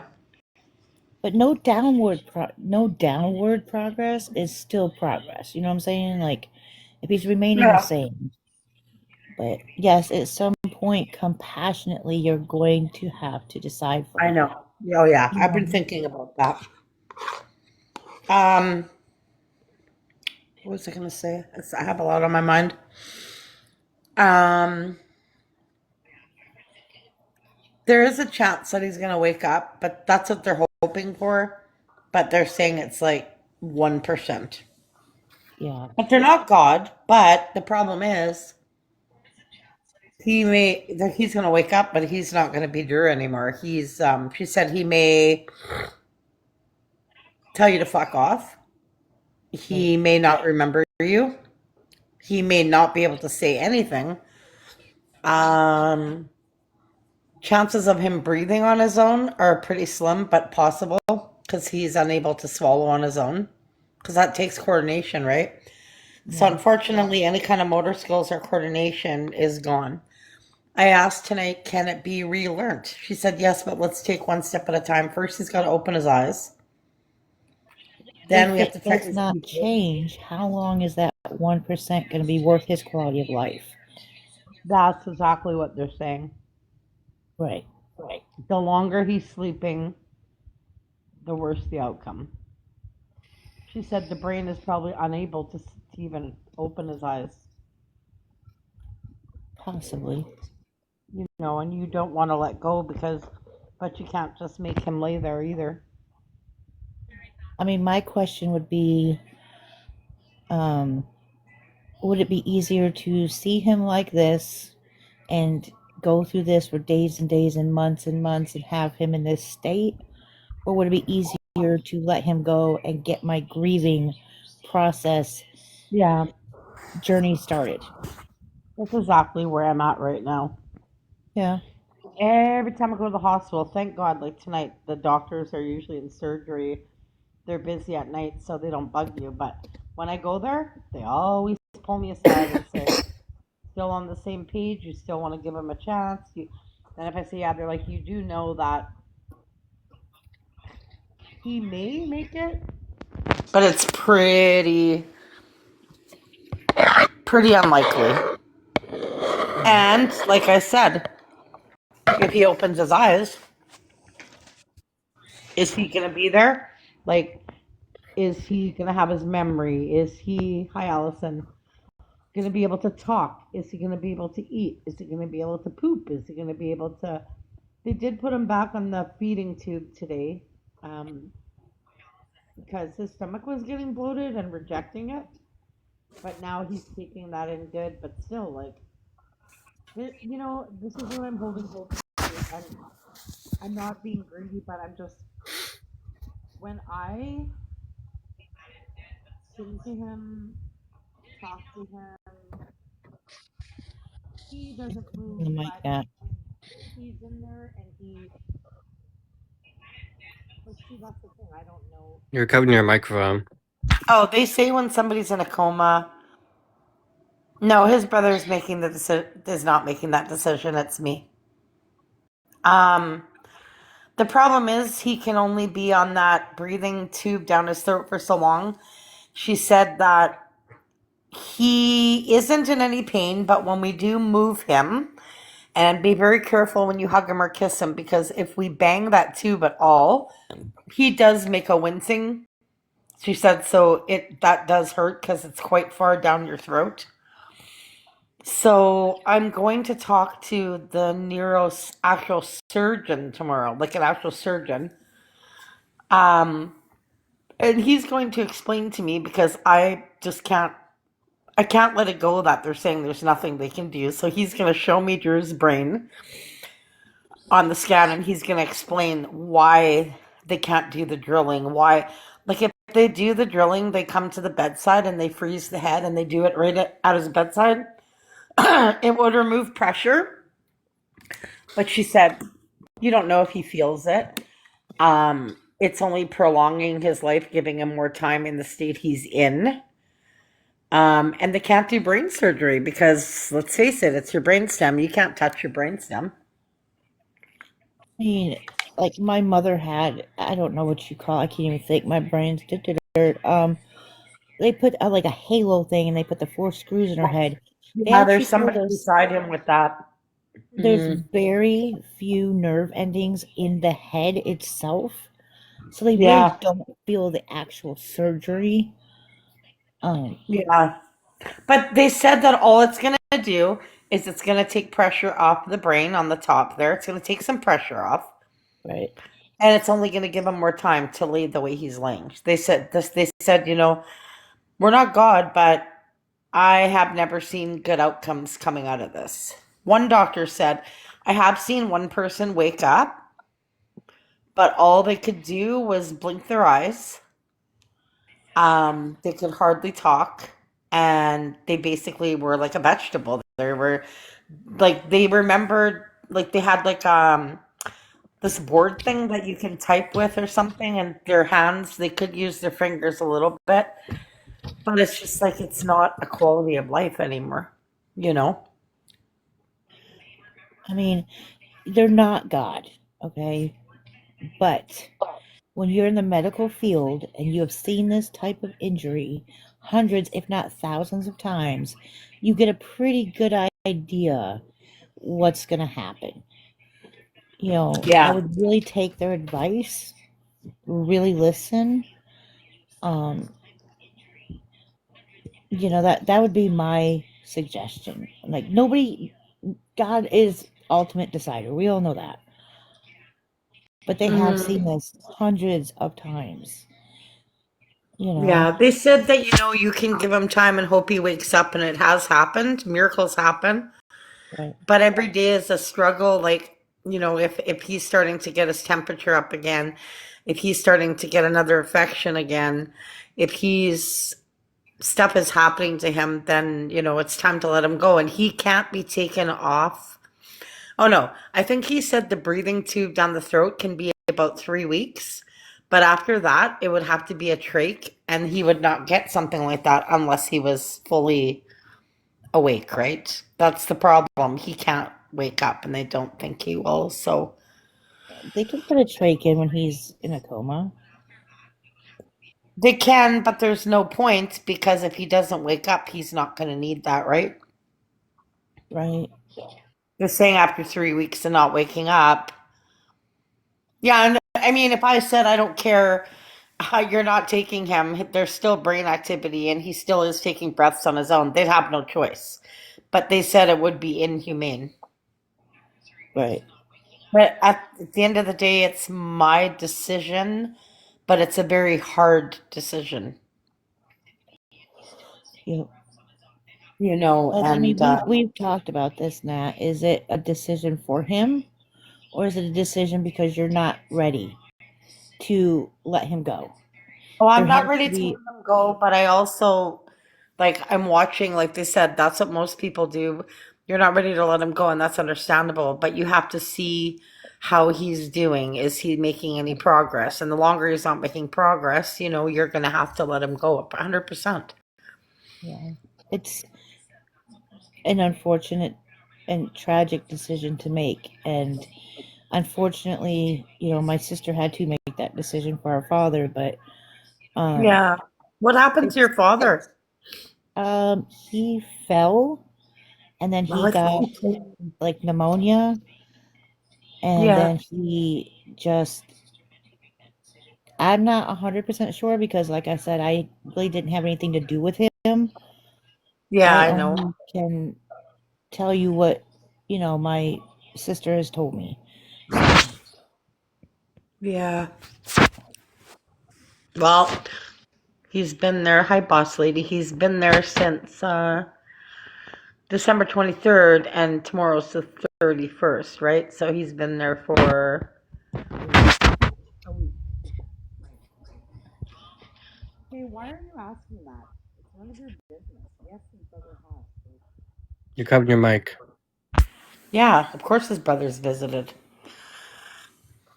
yeah, Yeah, no. 1 week tonight. Yeah. They said we're not saying he's not going to wake up because it does happen. But when he wakes up, is he going to be able to speak? He probably, chances are, he'll have his memory. He may not have it all. That can be worked on, and his speech can be worked on through rehabilitation because that has not been affected. He will never be able. It would kill him. He'd never be able to drum again. He'd never be able to drive again. He wouldn't be able to pee or crap on his own. He wouldn't be able to eat and probably swallow. And if he was able to eat, he would have to be hand fed because his hands take coordination, right? So if he goes to scratch his nose or blow his nose, he wouldn't be able to. He would know how, but he wouldn't be able to. So Did he tell you what he wanted in this situation, or is yeah, we would joke around and laugh, and he'd say, if I'm ever in a situation where I'm useless or whatever, just fucking kill me, and he'd laugh. So it wasn't really like a serious conversation, but I know him well enough to know that he would not. Nobody, you think about it, nobody would, I wouldn't want to be alive like that. If I woke up and all I could do was maybe talk a little bit, have my memory and know that I could get my talking back and breathe on my own. Like if he can't breathe on his own, he doesn't have quality of life if he's having to live on a trach. oh Nat, we know you wouldn't Because want if to he not be able to talk. because if he could I know him that if he could physically use his hands, he would pull it out on his own. Like I know that for a fact. Like he would not. Like this is a man that walked, worked, drove, did everything on his own, and all of a sudden it's all just taken from you. Like no, nobody would want to live like that. 100% not. So I just go every day and I hope for the best. And like there's only so long we can hope for, though, right? It's But there's truth in our jokes. yeah. I know he wouldn't want to. And the thing is that I was crying tonight. I put my head on his chest and I was holding him, and fuck, his gown was soaked. I was crying so hard, and I said, "Please, dear, just give me some sign or something. What should I do? Like, do I let you go? I don't know if you're gonna wake up. I don't know. Like, the last thing I want is him to wake up and be pissed off because I left him like this. You know what I mean? Like, once he wakes up, and if he's breathing on his own, you can't just take his life. But they said, I know you want him to breathe on his own, but he will be assisted. He will never breathe on his own. Breathing takes coordination. And he was actually in AFib last night. It was really scary. I was at the hospital and his heart went so fast. It was like 180 or 200. I don't know what it was or what the normal is, but it was high. He was going into AFib, so they had to quickly inject him with stuff, and now he's okay. But the thing is, even his temperature, they said his brain can't regulate it. So it's like his temperature will shoot to 104. Then they put a cold cloth on him. They take his blankets off. They do like a ice kind of thing, and then his temperature goes down. But then it just goes back up again. It doesn't stay down for long, you know. It might stay down for the night, but the next day it's back. So he can't live on Tylenol to regulate his temperature. No. He is a fighter, but your body can only fight so much. Yeah, Your brain, his brain is really sick. a resting heart rate is usually between about 70 and Okay, well 85. his was 160. 160? He was going into AFib. They had to do Ooh, something quick. yeah, I that's was there high. when it happened. It was really all of a sudden I said, "Holy shit, what's going on?" And the machine was going beep beep beep beep. Beep. I was like, "What the hell?" And he's not to be resuscitated. They asked me that. I said, "Definitely not. If his heart just stops or something happens, definitely not. You can't resuscitate him to have a 1% chance."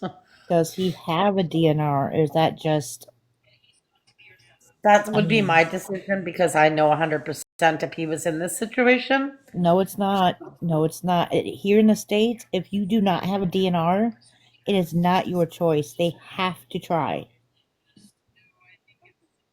Oh, really? Yes. Well, but I told them I don't want him to be Doesn't DNR. matter what you want. If he does not have a DNR on file, they have to try. Not here. I would check on that, Nat. Okay. Maybe when they said we would not resusc DNR, and I agreed, maybe that's what they were looking for. I should ask them about that. Yeah, she can make the decisions, but when it comes to resuscitation, if they do not try, they are liable. Oh, okay. At least in the States, we don't know about there. Yeah, I don't know about Canada. You're going to want to check that, Hold on Nat. a minute. You're so stupid, Catherine. Just as live and said Dennis took you straight home and not to the hospital. Actually, Pork Chop was a sweetheart because I was crying and I wanted to see him so bad. And Pork Chop actually paid to have Dennis because he came with me, cab to my house and cab to the hospital, and then I paid. Actually, Pork Chop gave me $20 to cab home. So nice try. Oh, okay, Brittany. The next of kin makes a DNR decision. Yeah, but they have to try. Anyway, I don't want to talk about that. Yeah.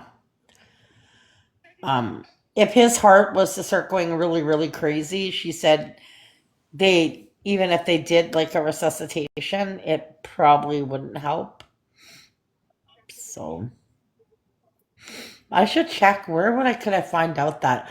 No, that wouldn't be on his driver's license. Where would I find something No. like that? Oh, You could ask his doctor if there's one in his file or what your options are if that was to occur. okay. I was so happy because the claim that the investigation through his work in the hospital. You're covering the mic, Nat. Tell you what they're investigating why it took this long to get to him? You're covering your mic. Oh, did I tell you, Ocean, that they are investigating why it took them 9 hours to get him the help he needed? Yeah. Yeah, because they said you should be liable for victim pay. You should be liable for the if he passes for the funeral costs. Like the Nissan would have to pay for all that.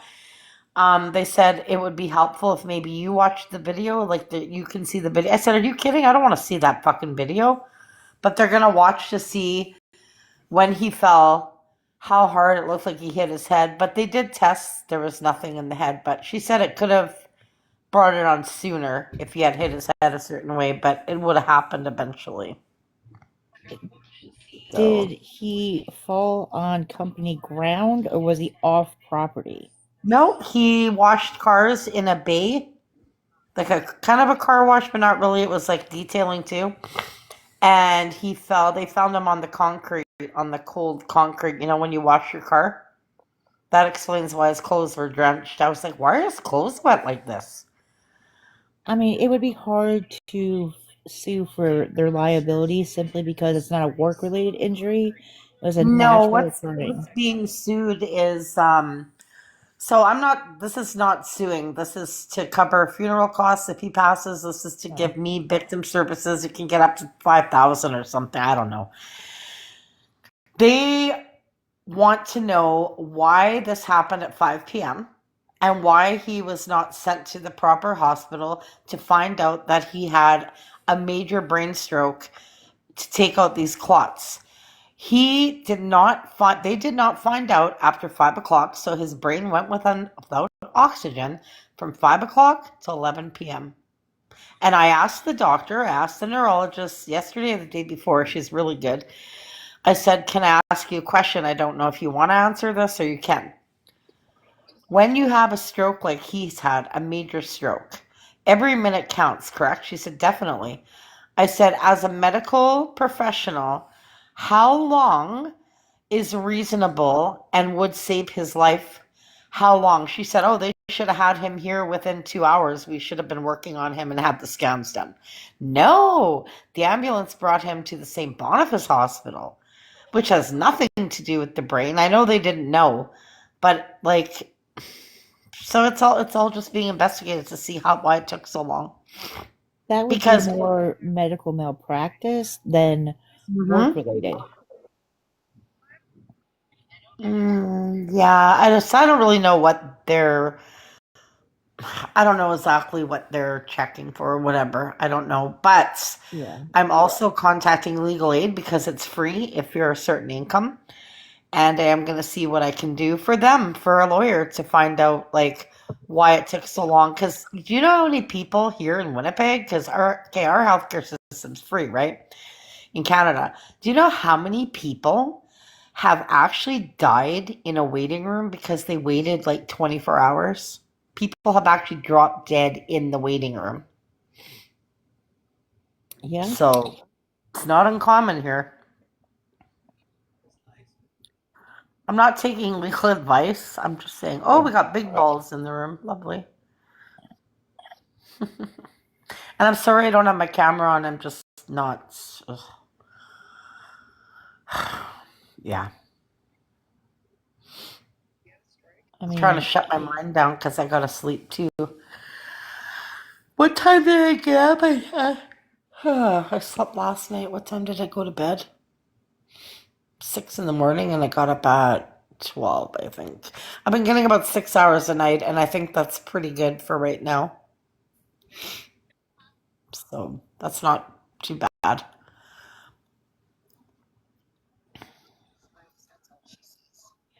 like medical systems are not the greatest anywhere. I mean, when I ruptured my kidney and I was literally internally bleeding, it took them 2 hours to get a transport ambulance from where I was to Memphis. Wow. Um, Yeah, that's crazy. But yeah, see, like the neurologist said, the thing is, when somebody is found collapsed like that, the first thing they should have done, she said, within the hour, and they're gonna find out through workers' comp and that, like they're gonna find all this out. If he was given blood clotting medication, because they said they should have administered that. So this is basically on his work's head, like to pay money out and stuff like that. So they'll have to see. Well, I think I said it wrong. They're not they are contacting the hospital to see. They want to know how long did they take to find Drew laying there? How long did the ambulance take to pick him up there? And how long did it take to get him to the hospital? But I found out yesterday, was it yesterday I talked to his boss because he called to talk to me and say sorry, blah blah blah. I said, I have a question. You're the one that found him, correct? The manager? It was the manager. He was correct. I said, can I ask you how long you found him? He said, oh, within minutes. But I call bullshit. So they're investigating it. And he said, Drew was coherent for almost 5 minutes. We asked him where he lived. He knew his address. He knew his social insurance number. He knew his cell number. He knew his wife. And then he just slipped into consciousness. So, yeah. yeah. So he was awake for a little bit.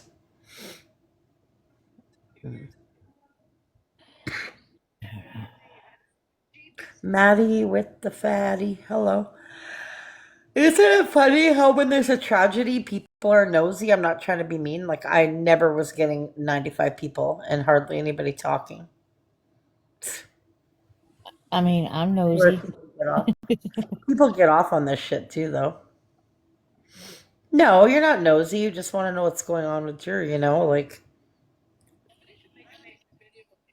so tomorrow I'll just take it easy. I'll wake up, I'll have my cereal. I had my shower tonight, so I like to do it at night. And then I'll head down. It only takes me 7 minutes by bus to get to the hospital, so that's nice. Very quick bus ride. But I'll go late. I'll go earlier in the day so that I can actually talk to the doctor. Yeah, I know, Michelle. But it's funny because people that have said Drew's a pedo and da da da da actually have reached out to me. I just blocked them. I'm like, really? You're gonna actually ask how he is? Yeah, no. There are certainly some people within the Natchers that do care for Drew, others not so much.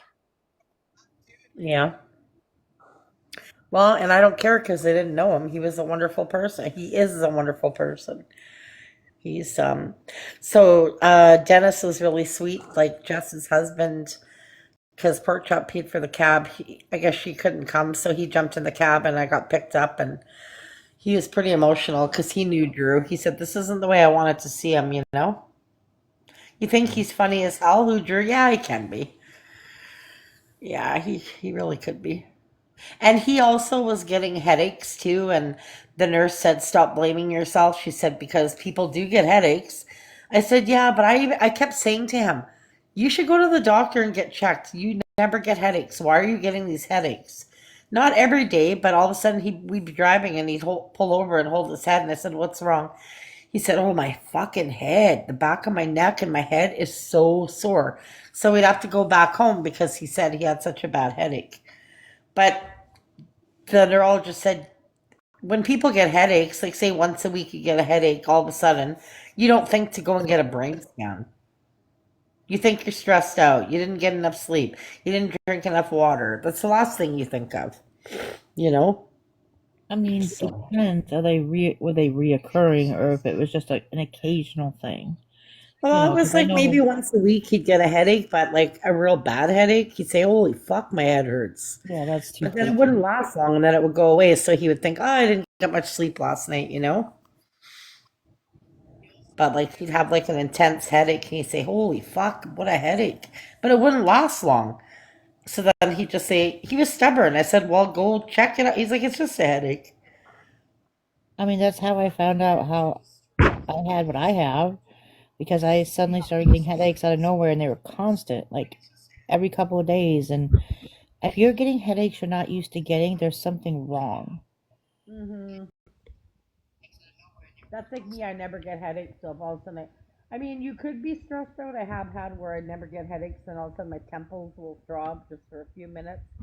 But that could be from just being stressed. I mean, there's cluster headaches where you'll get them back to back to back and then nothing. But Yeah. if you're not used to having cluster headaches and they're just out of nowhere, yeah, That's a there's bit weird. something wrong. Yeah. Yeah. I was surprised I don't have headaches right now because I've been crying so much. You know how your eyes will hurt and stuff? I freaked out today because when I went to kiss Drew and I was talking to him, I thought he was crying because people have emotions still when they're a coma, even the doctor said. And I was about to call the nurse, "Look, there's tears." The fuck, you know what it was? Because they put drops in his eyes and then they put Vaseline on the under it. I was like, "Oh, look, look, he's actually." She said, "No, that's just his eyes are watering." And Yeah. yeah. And I'm really glad that everybody's so concerned for him, and so many people have been saying prayers for him. And Jess is driving me crazy, love her to death, but oh my God, fuck, she's been praying so much. Just watching. Yeah, but yeah.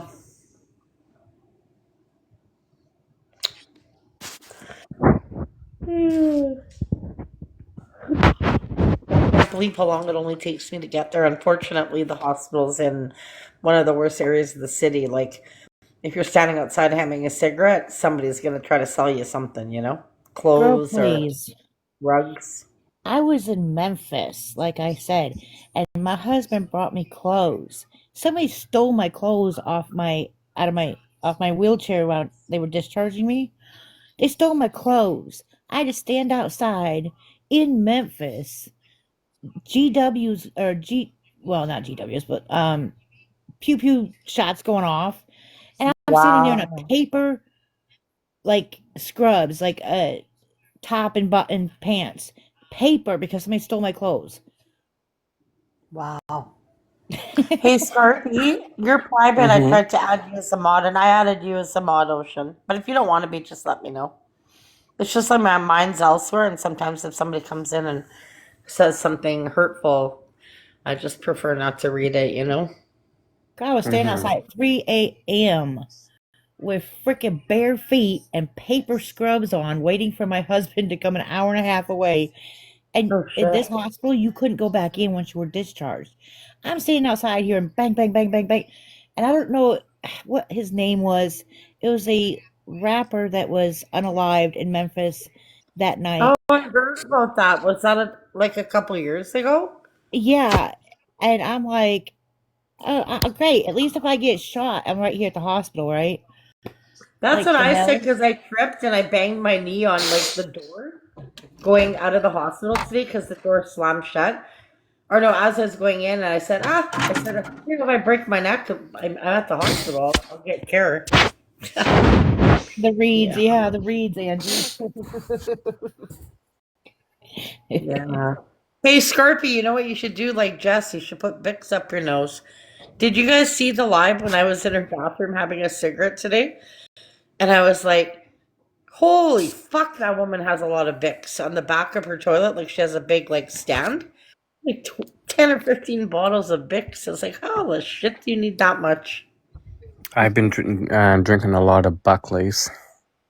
That's good. That's something that's in the Buckley's really helps your cold. But I'm sick. That stuff makes me gag, but it works. I love Buckley's.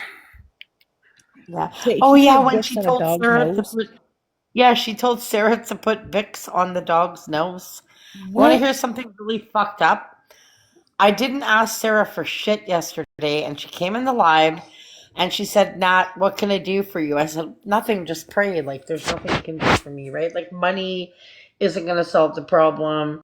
It's going to solve your financial issues, but it's not going to bring him back. So, sending me money, sending me on a trip, that's not going to make me feel better. I said, I can't say what you can do is just pray and just talk to me in my room. And because I feel a lot less lonely when I talk to people. Going So, on a trip in our favorite rocket ship.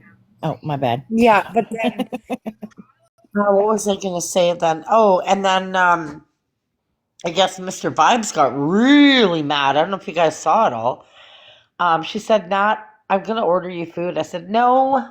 She said, yep, what do you want? I said, my favorite is Chinese and it's expensive and you're not doing it. Next thing I know, I got $70 of Chinese food and God, did I eat like a pig last night. But Vibes got really mad. He said, oh, Sarah, you said you can't gift me, but you can send Chinese food to Nat. But I'll tell you something, food is very comforting when you're hurting because fuck, did I eat a lot last night. That's probably why I didn't eat as much today. Yeah, he got really upset. And he was even going to show screenshots about her. And yeah, so what you drinking? Coca-Cola? Mm-hmm. Oh, you know that shit's going to rot your brain, right? Is it? Oh, wait, too late. Too late. Excuse you. Oh, nice. Thanks. Better than out your ass. So, when me and Drew had our cleaning business, sorry, we cleaned our auto shop, like the floor, and we actually poured. I just said I'm curious what this shit does, and I took a bottle of Coca Cola, like just a small 500 ml, and I poured it on a big like a grease stain, and it actually like ate the paint off the floor. It took it out. It took the grease off the floor and it ate the paint. And you're putting that in your stomach, man. Ugh. Yeah. Do you know why I it's called think Coke? yes, Yeah, because the original that's crazy. recipe had something in it that it doesn't have today. Exactly. Too bad, eh? We could have had a good time if we drank a No, lot of Coke. no. No. I prefer Pepsi. Well, actually, I'm not a huge pop drinker, but if I had a choice, I like cream soda, grape soda, and I love root beer. No? If you knew the old remedies for things, a lot of it was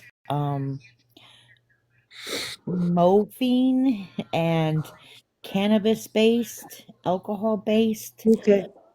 Like they even gave that stuff to babies for crying out loud.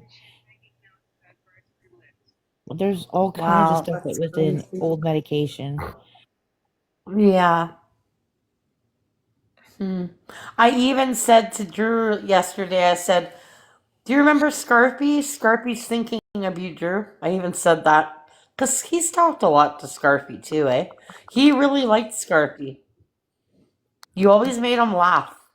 Especially when you said, remember he was repeating it all the time? What you say? Oh, yeah. I The remember best he part was the about only Drew, person in my 44 years of life to use the term wingbat. Oh, the yeah, he best liked to say that. If he part got about upset, he'd say, oh, you're just a wingbat. Yeah. the best part about Drew is when he was giving that shit. I loved that every minute of it. Oh, I mean, hi Nat. Yeah. That's the thing about Drew. He would, like, he'll take a lot, but then all of a sudden he'll just look at me and go, okay, enough. And he'll tell me right off, and then I'm like, okay, back off. But me and Drew never fought. Like, if you would hear us like bickering at each other, it was almost like foreplay. It was like we did it. We never It fought. Like we never got mad at each other. We've never went to bed and angry. Like we didn't really okay. fight me and First off, we don't need to hear about your foreplay. Okay. oh Um. oh okay. Yeah. No. We're not gonna go there. Please don't. This cottage cheese was good. Mm. Actually, I bought cottage cheese because Jeep Girl took me shopping. Um, and she had come to the hospital, and she said, "You need not cottage cheese." And she said, "You need healthy shit." I said, "You're right. Just because you're hurting doesn't mean you should sit and pig out on junk. You can do it sometimes, but." So I got cottage cheese, and I got yogurt, and what else did I get? I can't remember what I got. I got GP's a good oatmeal. person. Huh?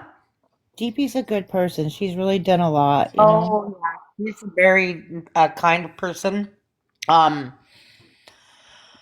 I don't take advantage of people, so I said to her, like, do you want me to give you gas? And then instead of gas, I took her to Subway and we had a sub and it was nice. We talked for a while.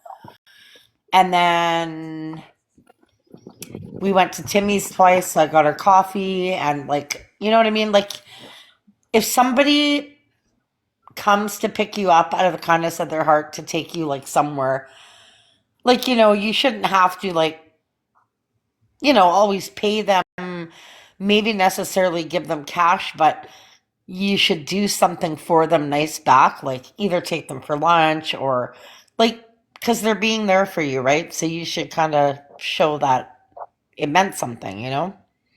Or even just acknowledge their kind acts, you know. Yeah, but I'm saying like you can't expect somebody to once or twice a week come pick you up, do stuff for you, and not give something back. That's what I'm saying. Like I could give her candles. I got a lot of candles.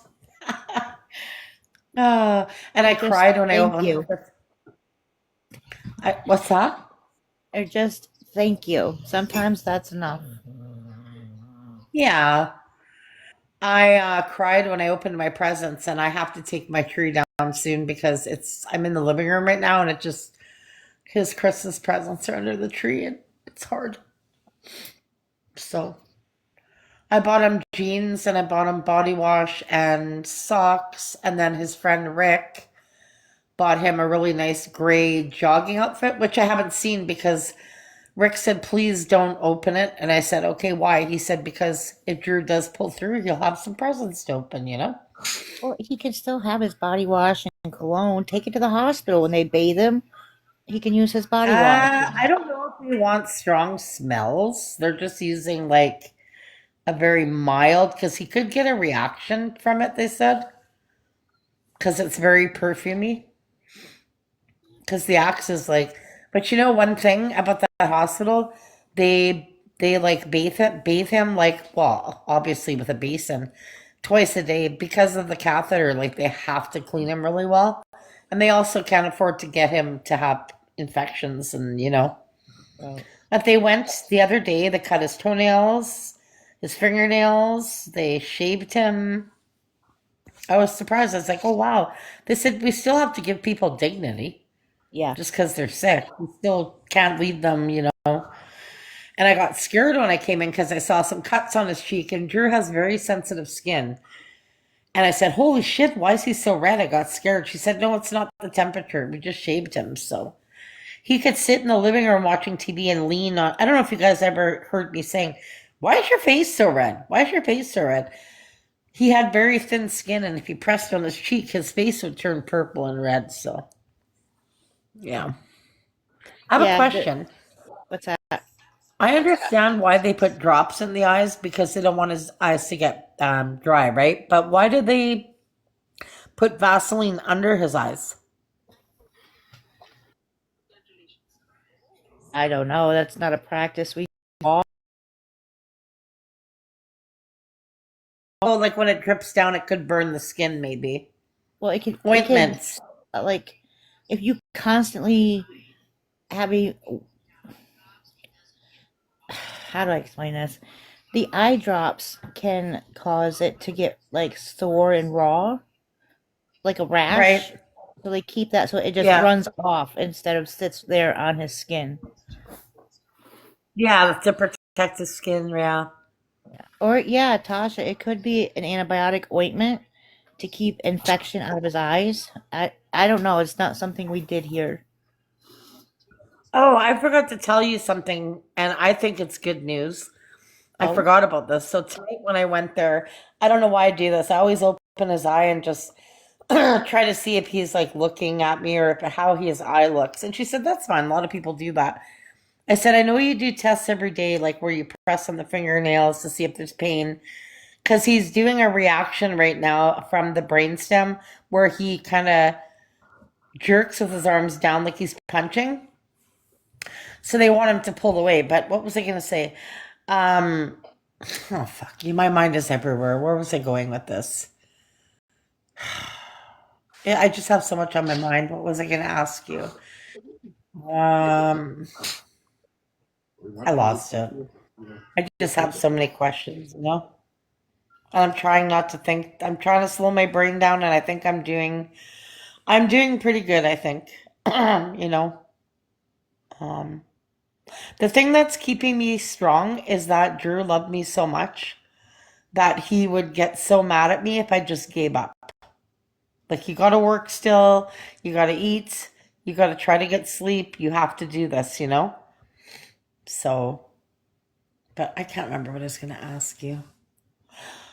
Oh, wait, I almost had it. Oh, so she did say to me tonight when I went in and I said, is it a good sign? She said, we don't know till he wakes up, right?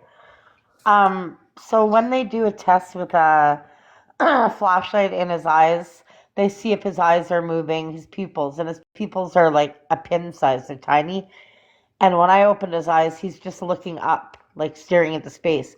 But she said there was a little bit of eye movement when they shone the light into his eye, but they don't really know if that was a reflexes. nerve in the eye or him responding. I can't So, tell you. I'm not there. I, you know, it could just be an eye please twitch don't have a from lot of hope. reaction from the light. It could be him moving it. I don't know. Well, what they want is they want to shine the light in the eyes and have the eyes moving, right? They're not moving, so they're kind of looking up. Basically, he looks like he's sleeping, like in a deep sleep. So I kind of made a joke at him yesterday because I go every day. I said, God damn it, Drew, wake up. I said, I wish I could sleep this long. Like, you're going to be so rested when you wake up. Just anything to kind of like take the edge off. And I mean, if they're I looking just, for dilation and retraction of the pupil and nothing is happening, that unfortunately is not a good sign if nothing's happening. yeah. And, Because been almost a week now. I'm going to give it maybe another week. And yeah, I'm going to have a big decision. when you shine a light, you want the pupil to retract. When you take the light away, you want the pupil to dilate. And No, that's what they're doing with the light. They're shining it on him, off him, on him, off him. That's why they're doing yeah. that, to check for dilation. You The want only his movement pupils he to move. has is when they turn him. He kind of winces because they said probably the tube in his throat is hurting. You're covering the mic. Oh, when they move him, he'll kind of wince. And his arms, he's doing, I forget what they said it's called with the brain injury, where your arms kind of just jerk down like you're punching. He'll do that to me too if I take his arm and I really start rubbing his arm hard, like rubbing his arm, then he'll do that. Or if I like rub his face. But the thing is, she said try not to kiss him and I want to kiss him so bad, but I can't because if I do, it hits that tube, right? You can't. The wincing, nah, I don't want to be the bearer of bad news, but when he goes, when you move him, that is not necessarily him making that noise. It's when you roll him, you push air out of his lung, and that we had to do post mortem care, okay? And we Yeah, I do rolled that. someone who had passed, and you'd be surprised how many times they'd go, like make a really Yeah, you know creepy, what? it's My air. dad, because he lived in Poland back in the day, his uncle passed away and he was a kid, and he told me in the old days they would have the coffin wide open so you could say goodbye to the body for days. And he said one day he walked by and his uncle went, and his mouth opened wide, and he went, My dad said he almost shit himself. Like air came out. My dad said he Yeah. almost shit his pants. They thought he was alive. One more There's a question for reason you. they Oh, do certain things in the funeral home because people have been known to sit up. Yep. Okay, that doesn't make oh them wow. alive. That makes them. That would scare the shit out of me. They actually I'd break be like, people's you guys, I'm backs. suing you. I'm suing the medical system. He's alive. What are you doing? You're burying him alive. No, the funeral home will actually break their back at times, so they keeps them from sitting up because that muscle twitching, contracting. They do some really weird things, even when they're unconscious or when they're passed. You won't believe the things a body would do. I know. What was I gonna say? I don't know. I just can't think. You want to know the weirdest thing I ever seen in a preparation of a body? They, if it's a Mhm. man and it's standing at attention, they'll pop it and make it go down. Really? Yeah, yeah. I I'm have a like, question for you. no. Even as a woman, I that have a part. question. I have a question for you. And I asked the nurse this, and she didn't know how to answer. And I think I know the answer because when I was a health grade for 14 years, I've smelled. Okay, so when somebody is passing, because I did a lot of that where somebody was passing in a private home, the family was tired, so my job was for 12 hours to not dare fall asleep and know the signs of death because there are signs before it happens. It Right. can be quick, but there are signs. So I noticed that there is a smell from him, like a sweet kind of smell when and they do clean his mouth. They kind of brush his teeth, not really, but it's more with a swab, mouthwash. That's when he moves around and complains. But so, what is the sweet smell? They said it's probably, well, we're bathing him, but we're not really like taking soap to his head and stuff like that, and it's from sweating. Is that true, or is that No, something I'm it's thinking? not. That's what they're going to tell you. That sweet smell. Sorry, I'm catching a cold. Is Oh, the after a certain period of time, the body shuts down. What you're smelling that's what I is thought. 'Cause I smelled that before on deterioration. patient. And Yeah, when he's breathing, even through the tube, you're going to smell that deterioration. I Okay? can smell like a sweet. It's A a sweet human smell, but not a nice smell, like sour. Yeah, a human body ironically has a decaying sweet smell. Okay? Right now, his brain is keeping his vital organs going. That's it. Those are starting to shut down. And that is what you're yeah, smelling. Okay? yeah, yeah. Unfortunately, that is the That's case. what I thought. That's what I thought. Yeah, this is the hardest thing I've ever had to do. Right. And you know what? And I'll tell you this, um, just because I'm just gonna tell you the truth. Certain organs are more important than others, but eventually they all will go. Like, let's just say your intestinal tract. That may be the first to shut Yeah, down if the brain can't keep it going, because that's not hugely vital. It may be a kidney because you know what, they can put you on dialysis. Then it'll be the lungs, then the heart, then yeah, they shut down, and they when they start going, they go in very quick succession. yeah. So it's not like I one's going to understand. shut down and 6 months later the next one. No, they're going to go in quick succession. Yeah, it's because the brain is. Yeah. But your brain's automatic response is keep the core alive, keep the vital organs going. Yeah, that's what they said. He'll stop urinating and stuff. Well, he's not defecating on his own, though. That's the thing. They're The doing intestines disinfection. are starting He to shut can't. down. That's what I'm telling you. Yeah. That's why What do he's you not mean going. you? Wait a minute. Kate, usually within a few days, what are you talking about? He's been this way for a week.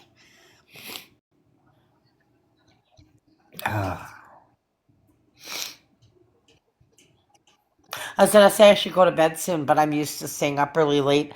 I actually have been doing good though. I got 6 hours of sleep a day. I don't think that's so bad considering everything, you You want me know. to tell you a really weird thing? Now, Mm-hmm. let's just say somebody falls into a freezing pond. They are clinically gone. Okay? Their Right. core body temperature is below what it should be. It's hyperthermia. Okay? The reason they can bring them back sometimes is because the brain has preserved those organs. The brain, when the limbs were going, the brain put all its energy into saving those organs, and that is why people can be resuscitated. Mm. And that's what's Who happening. did her husband talking? I was like, who the hell is that? That's Adam. Yeah. Hi, Adam. Hey, How you I, doing? well, I'm okay. My dog woke me up. Yeah, the dog woke him up. Oh, damn dog. Yeah, is Yeah. Juju? Yeah, Juju woke him up. She was in there going, whenever I told her shut the But you fuck know what? I'm going to tell you something that I'm really thankful for. As much as me and Jess have fought on this app and stuff like that, and I hate to say this, out of anybody I know, she's been the only one that has actually been there for me. You want me But, to say well, something I blunt? can't say that. Let me rephrase that. Rick and Lisa have been. It's their daughters going through hell. She works full time. So it's not like they can be there as much. You know what I mean? And But GP. I'm, huh? And GP. Yes, sorry, and GP a lot. But I realize that people have their lives. I get that. And I know I'm going to be really lonely, and I get that. But one of Drew's friends, I won't say who, you guys don't know him, he reached out to me the other day, and I thought it was to like say, sorry, what's going on, blah, blah, blah. He actually asked me if I wanted company for the night to come spend the night here and watch movies with me. I lost my shit. I said, really? You're going to come spend the night here? You're going to sleep in Drew's bed, he said, and watch movies with me. So to me, I almost felt like he was hitting on me. You know? Like, maybe I just took it the wrong way. Like, the last thing I want is anybody sleeping in Drew's bed. If anybody's going to sleep in there, it's going to be me. I just thought it was like he was hitting on me. And then I ran into an old friend, a guy friend, and told him at the hospital because his friend is in the hospital or something 3 days ago. And when I cried, he gave me a hug. And men are pigs, no offense, Scarpy. He's like, oh, you know, sweetie, down the road, you will find another guy. And you can give me a call because I'm single. Like, are you fucking kidding me? I've been with him for 28 years. I do not want another man. And out of respect for him, I won't have none. And I know people, a lot of my friends have said, oh, you never know down the road. No. You think I want to go through a bunch of assholes to find a good man? I would never, ever find somebody like Drew, ever, that would put up with my shit. No. He was a special person for sure. Like, nobody would put up with my fucking shit. You know? So. But, Nat, I know that right now Jess is being really nice to you, but be careful because the next time that y'all get in an argument, I can see this coming up. Yeah. I'm trying to like not push myself on too many people. Like, people have their own lives, and it's stressful. If you care about somebody and your friends, watching your friend, like when I was at Jess's, I would just break down. I'd go to the bathroom to have a piss, and I'd be in the bathroom crying for an hour. It just comes and goes. I'll be fine for a little bit, and then all of a sudden, just the stupidest thing will make me cry. Yep.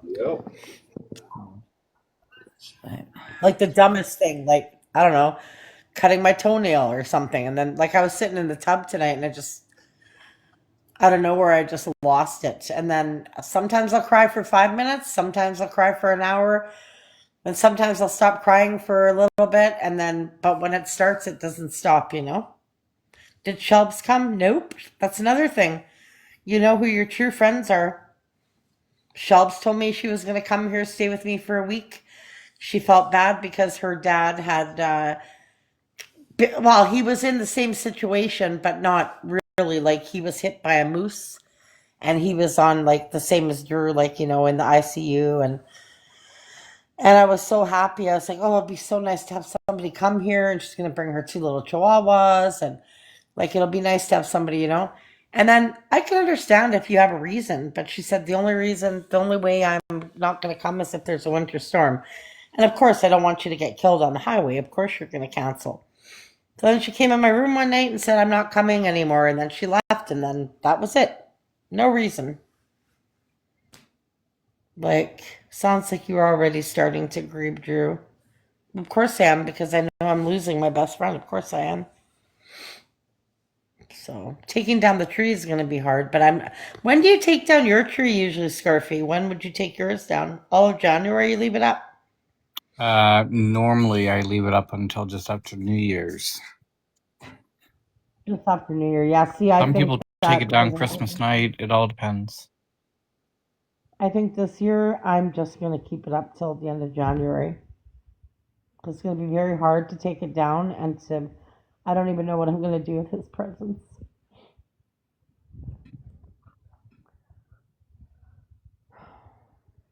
I don't know.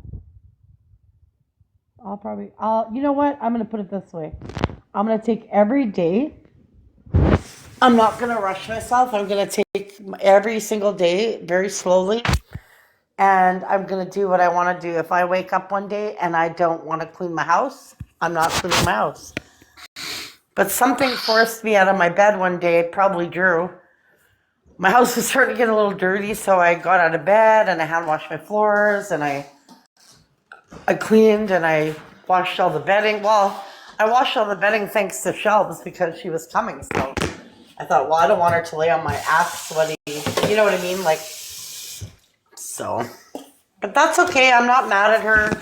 If she's listening or anybody wants to record this, whatever, I'm not mad at her. I'm just don't understand why you would say it and then not give a reason and just cancel. Like, I don't get that.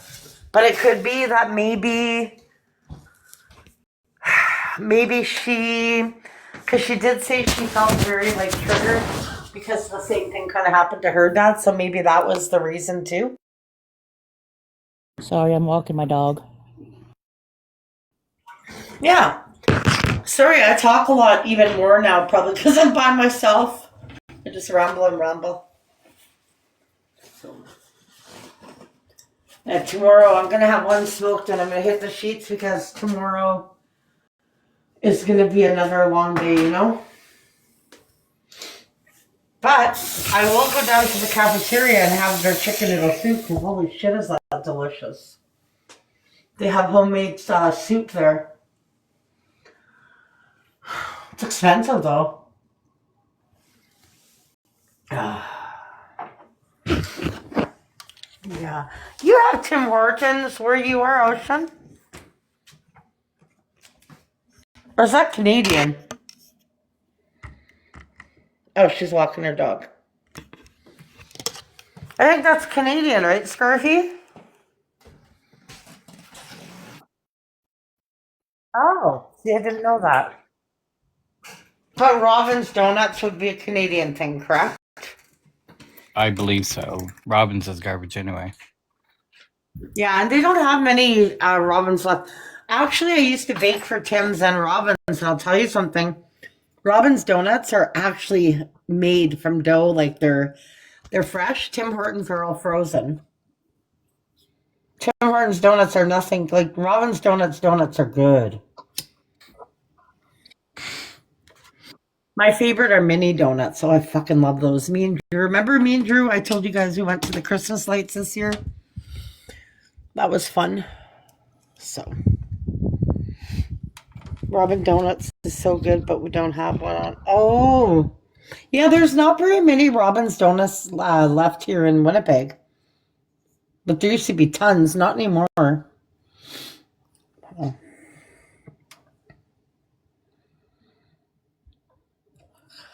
Oh.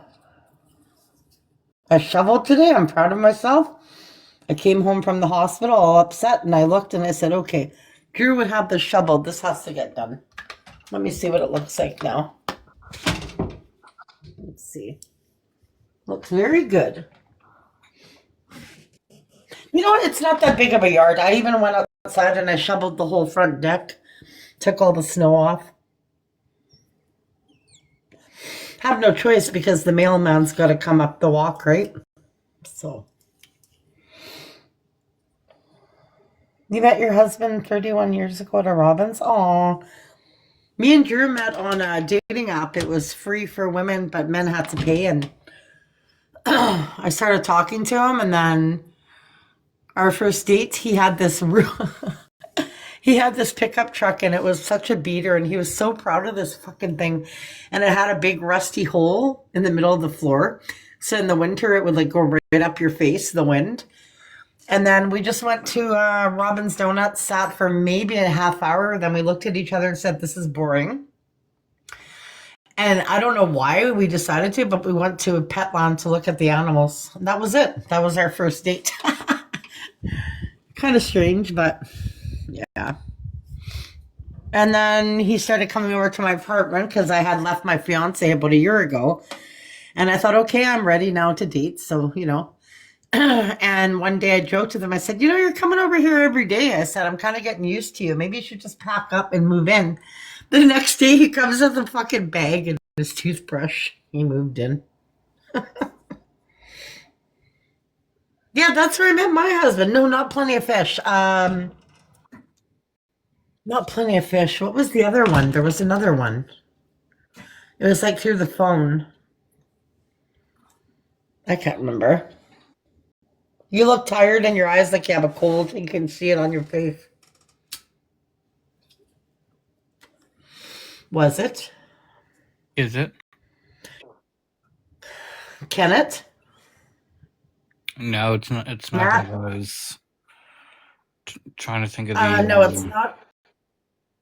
Yeah, you told me before, Scarpy. I did. And I said, yeah. eHarmony, Bumble, no. Hi, Christopher. They had a Match. whole series of adverts in the 90s for this phone service. Yeah, and the men have to pay like a small fee or whatever, but It's always free for women. yeah, what the hell was it called? It's bugging me. That's gonna. I can't go. I'm gonna go to sleep soon, but I can't till I remember. I won't sleep. I'll be in. I'll just lay there for a little bit, but not night flirts. No, that was No. on the computer. No, it's not Meet Me. Oh, wasn't it night something? Hmm? Wasn't it night something? No. No. Oh shit. Fuck, it's cold outside. Wow. I'm trying to remember the adverts to see if the name would pop out. Lava Life. No. No, This it's is not way Lava Life. before that. This is like in the 90s. Me and Drew met in actually 97 and got married in 2000. So yeah, we've been together. Actually, this April would have been 28 years actually. Grapevine. Jesus, you're old now. Yes, there we go. Huh? Thank you, Angie. Good God, you're old. I know, but you know what? I treasure every moment I had with Drew. It was like the best. Like he was so good to me. I didn't even graduate till 98, you old geezer. I graduated in 88. Well, actually 87 I dropped out, the end of grade 11, and then I ended up going and working in a mushroom plant. And I fucked that up because my parents went to the cabin and I wanted to have a party. And when they came home, my friend announced at the bar that there's a party at my dad's house. So I had bikers there and all these people showed up and there was a guy on the roof in his underwear and all high, and somebody left some weed in the dryer, and my mom went down to do the laundry and she turns the dryer on and you could smell it through the whole house. She's like, what the hell is going on? Sounds like I'm a like, Tuesday I have upstate no New York. idea. Yeah. I go, I don't know how that got in there. My mom said, well, I have a pretty good idea how it got in there. Probably because the neighbor called the cops and somebody decided to stash it and hide it. I said, I didn't know, honestly. We didn't have a party. Okay. Yeah. My mom really loved, and my dad loved Drew. Jeep was so sweet. She took me all the way to my dad's, which is very far from me. And he was home. And I didn't want to tell him because my dad has some health issues and he's getting older. He broke down. He like crumpled to his knees and he said, are you kidding me? Like he was so devastated, but I don't want to bother him because I hate his fiance and he's never home and he's always at the lake, and you know what I mean? I don't want to burden him with this and make him sick over this. So even though I don't really have the comfort of family, I do have people that I can talk to and I do have friends, and eventually if Drew does pass, I will go to a grief thing. They have like other women. Like I'm not going to go to ones with men and be friends with men. No, thank you. But like women who have been in the same situation, you know? Well, So- Matt, a grief group is not a dating circle. It doesn't matter if there's men. Men go through the same emotions we do. Yeah, I know. I know that, but I'm saying I wouldn't make friends and go out for coffee with any of the guys, is what I'm saying. You know, it would be women that I would, you know, maybe go out for a coffee with, or I'm just being very careful. I just don't want to let myself open. I don't know. I don't know what I'm doing, to be honest with you. There's Every groups day, right now for people who are dealing with this, not just, you know, I'm not after. ready for that right now. I feel better just talking to friends, not people I don't know at all. I'll be ready for that when it happens. I am so confused by everything. I'm basically think that I'm just in like a shock right now. Like this can't be real. This is a nightmare. I'm gonna wake up tomorrow and Drew's gonna be here. No,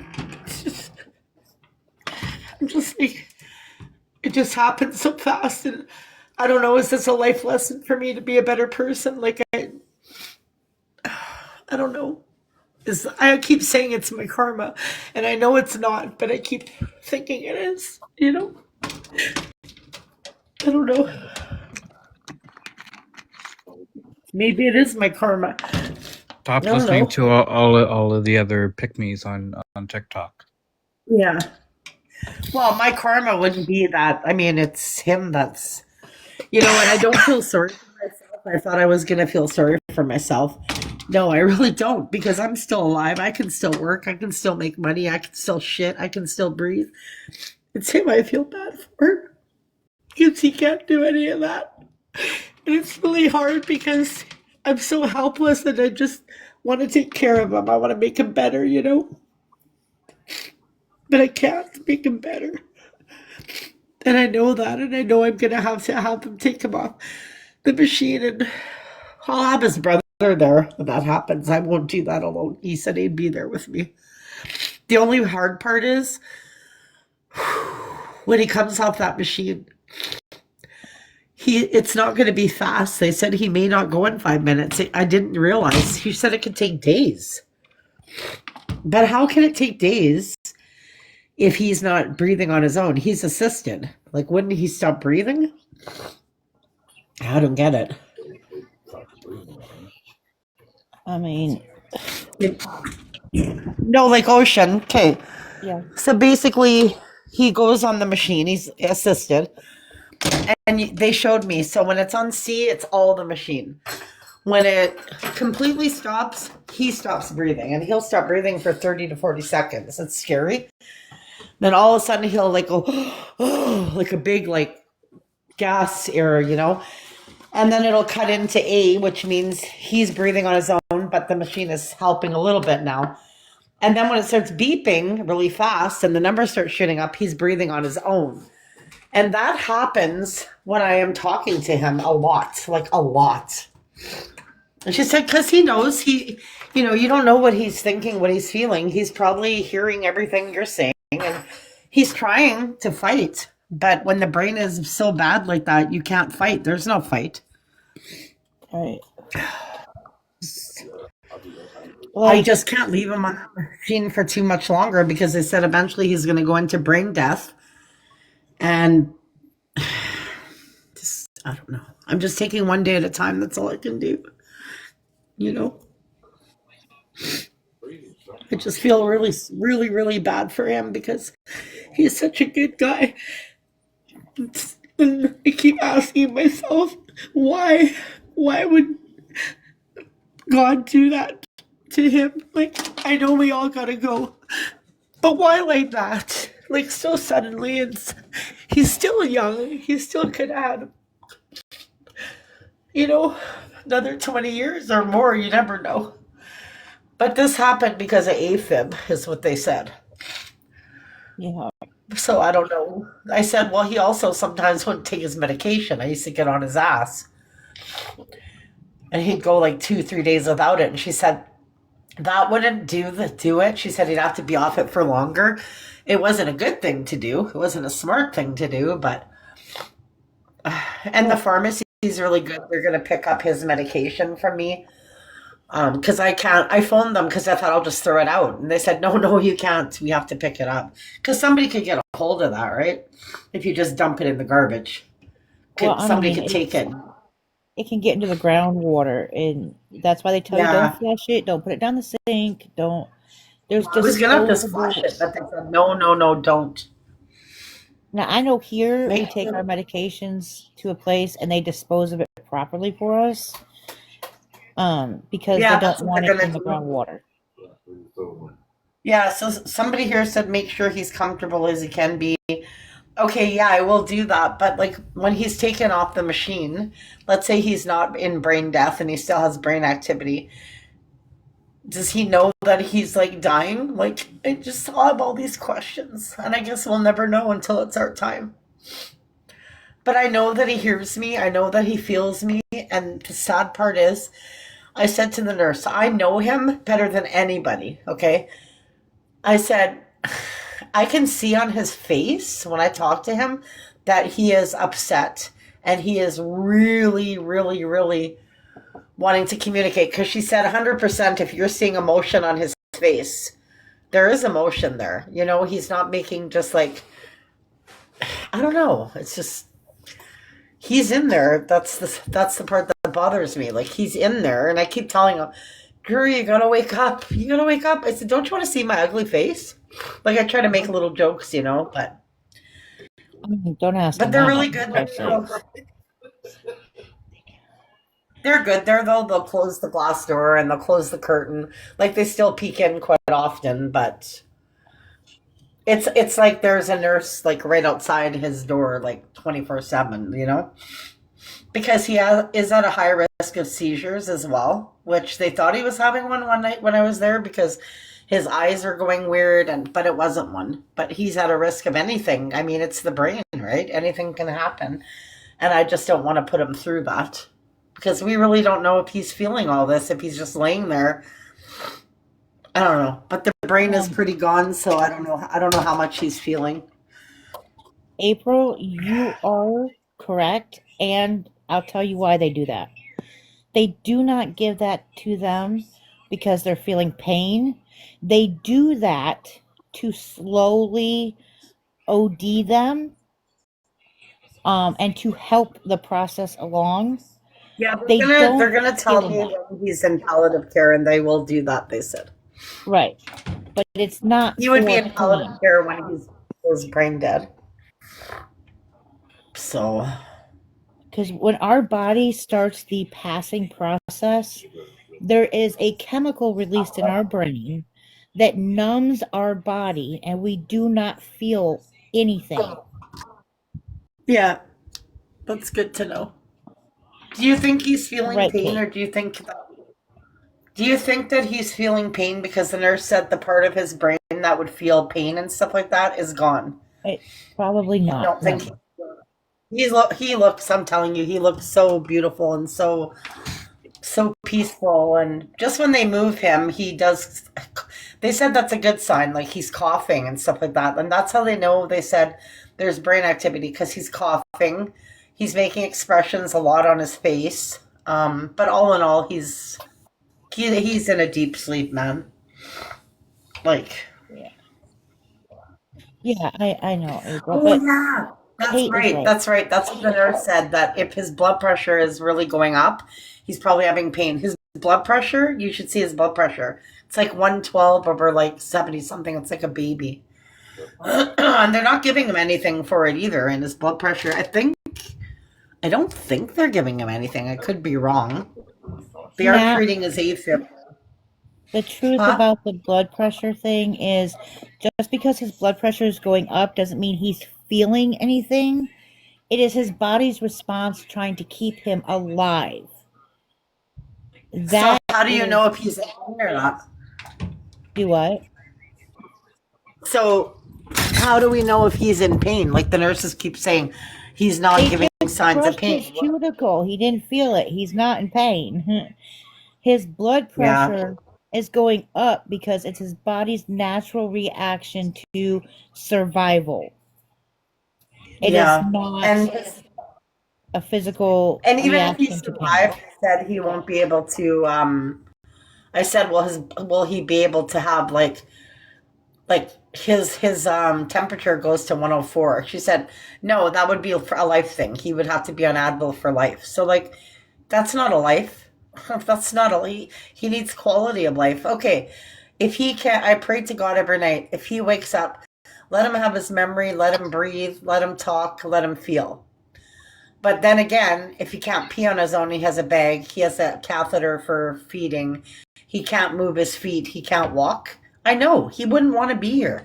I wouldn't. There's no way I would want to be here. Um, Uh-uh. Tasha, no, pressing on the cuticle isn't a blood circulating test. It is a pain test. Yeah. Yeah. So what they're doing is they did it in front of me because they said, "Do you want to watch?" I said, "Yeah, I'm fine with that." And they press really hard on the big toe on the toenail at the bottom, and they are looking for signs of his muscle twitches. She said, "That's not what we want to see. We want to see him kick." Nothing. His toes don't move. Then when they do the cuticle on the thumb, he does that brain damage thing where he stiffens up and he kind of punches his arms down at his sides. They want to see his hand pull away. That's what they want. Right. So,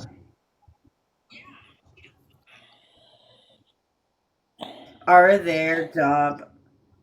Are they jab you in the cuticle? Yeah, they basically they take surgical scissors that aren't sharp, and they take like the fatty part of it, not the sharp part, like and they hold his toe with their other hand, and they press deep. Well, they press so hard into his toe that it's under the nail. It's black and blue. Like, I mean, anybody would feel that. It's like people are Aw. drunk and they try to see if they're conscious. Sorry, They'll Kate. they'll do their chest rub, and that shit hurt. Yeah. It's a Yeah. sternum rub. Whatever. It's your heart. And they're checking for me because this nurse isn't aware because he's moved on to a different area now. Like before, he was in an area in a bed that was for people that just maybe got out of surgery or whatever, right? That are recovering. He's in an area where it's, it's basically like they're probably not going to get better. So they have one nurse instead of two now. But they have, one of the nurses said that he has a balloon in the lung, but the nurse said she's going to check. She doesn't know what would that be for?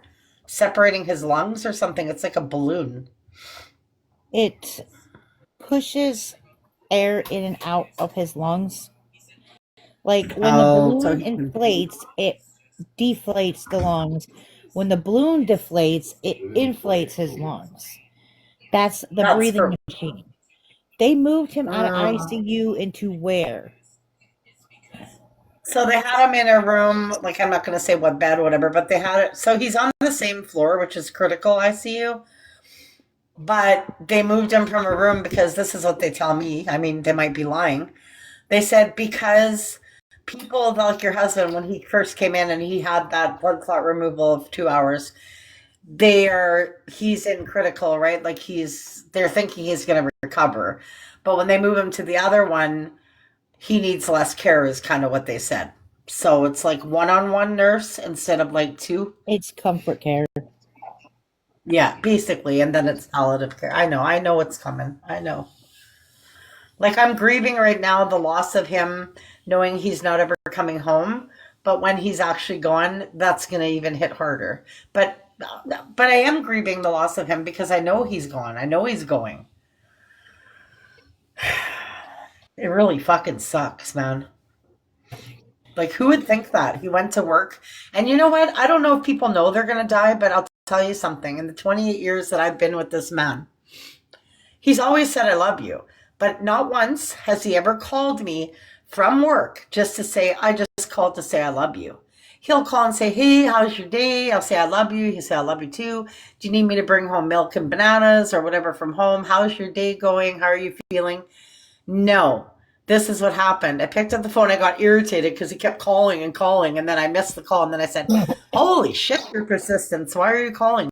Then he goes, "I just called to say I love you. That's all." And then an hour and a half later, I got a call. It was weird. So this is going to sound really weird. And I'm going to say it right here in front of Adam because we've had these discussions. When Adam gets to the point, he is on a comfort care. When he passes, I will not see it. I mean, of course it's going to hurt. You know what I mean? But it's going to be a relief. And I say that because he knows, how I believe that he's not going to be in pain. His cancer won't be able to hurt him anymore. It'll be a relief to see him at peace. So sometimes you have to think about it like that. You know, Yeah. That's the plan for right now. for now kinda, until I sorta. hit you with a skillet. Perfectly fine. Yeah. The thing You're is, he fine. looks like he's in peace, but they don't know 100%. And I don't know if this is weird, but every night I go to his room, I kiss his my fingers, and then I kiss his picture, and I say every morning I say good morning. You know that I am very spiritual, and I know that he's with me. When he passes, I guarantee there's going to be signs that he's there. I guarantee. I wouldn't be surprised if I even felt him, because yeah, he's going to be with me. I think that when somebody passes, they're with you for a while. You know, that's what I believe. I don't know if that's true, but there'll be signs for sure. You know. Oh, why is it 73 in my house? That's too Always hot. going to be brain activity as long as he is on those machines. So the brain activity isn't necessarily signs of functioning life. I know. It's an indication, you know? I'll tell you this much. I'm a lot more at peace with this than I was a week ago. Like, because I know what's happening. I think a week ago I was in more denial than I am now. Um, I just, yeah, Yeah. just poor Drew. It's not fair. Life isn't fair. It really See, isn't. when Adam goes, I don't have to worry about it. I already have the entire closet. I don't have to get rid of any of his shit. I I was out of the closet years ago. yeah, he sacrificed the closet years ago. It's always been mine. And Drew's such a sweetheart. When we moved into this house, I thought we were gonna. I almost choked on my candy. Having a mint, I thought, oh shit, we're gonna argue because who's gonna have the big? Because my bedroom's huge. No, he looked at me. He said, no, you can have the big one. I was like, oh, that was easy. You don't need a big closet. We don't have that. Yeah.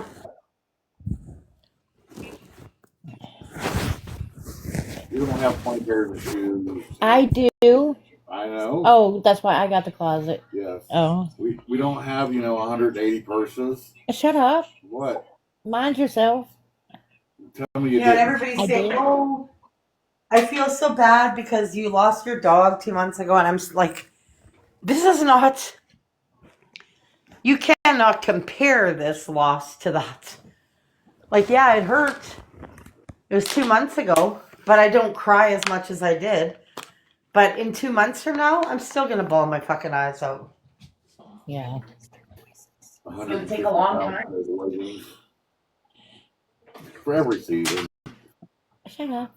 Every And occasion. you know what's really fucked up? Drew would always say to me, oh, don't worry. No, like we'd have like an argument, but like nothing major. You know what I mean? Just like something stupid. Then he'd say, oh my God, I'm going to have a stroke. I'm going to die of a stroke. And or he would joke and say, oh Lord, take me from a stroke. And then I'd say, don't say that. And then I'd joke and say, no, I'm going before you. And then look. Yeah. I need one blanket or two. I don't think I need 2 blankets tonight. You should see I've got 4 bottles of water on my dresser. Drew would always laugh at me and say, why do you have 4 bottles of water? And then I don't drink it to the end and then I dump it. I'm laying down now. And you know what? I want to say something to everybody that's in this live. I really appreciate you guys being here. Even if you're just listening, I appreciate all of you. It helps me a lot to be able to talk, because I just feel so alone, I feel so alone. I know I'm not, but I do. I lived my life with him for 28 years, It just feels awful being alone. And I have friends that said, Oh, don't worry. I can move in with you. No, it's not going to help me. That's not going to fucking help me to have somebody come. Oh, come move in with. No, fuck that idea. Whew, I'm hard to live with anyway. I wouldn't want to put anybody through that. Not if you ever need anything, don't be afraid to. Yeah. I know that. Everybody's telling me that, and I really appreciate that. I'm not one to reach out to people and say, oh, the only help that I ever need, it's not money, it's not, nothing like that. It's just somebody to talk to and listen. That's all. That's all that I need. What I really need is Drew to come back. I just, it's a shock because it happened so fast, you know? And I don't know, is this a life lesson for me to treat people better? Because really, you don't know what's going to happen. You know, you could say something horrible to somebody and they could be gone in an hour. Like, you just don't know. Life is so precious. You never know when it's going to take you. Yeah. you know. And I wish I could stop crying, but I can't. I mean, it's normal. Just don't feel And bad I about don't know the how I'm going to emotions. be when I don't know how I'm going to be when I'm sitting there watching them take him off the machine. It's going to kill me. It's going to break me. I have to blow my nose. It's going to break me. It really is. And I know it's coming. And it's really scary. Scary. Well, I mean, you can let it break you, or you can look at it as I'm giving him the best gift I can give him by letting him I go. know. You I have to know. look at I'm the already positive letting him side. go. It's just really hard to let him go because he was such a good guy. He loved me so much. And he was so good. He was such a sweet man. He's never hurt a fly since I've known him. He's never hurt anybody. Never.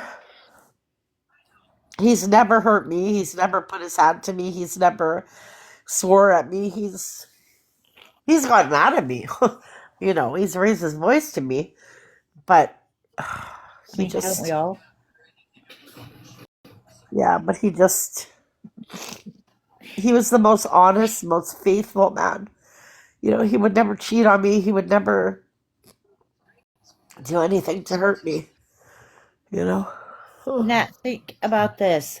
There are people who lose loved ones instantly in car accidents, heart attacks, this and that.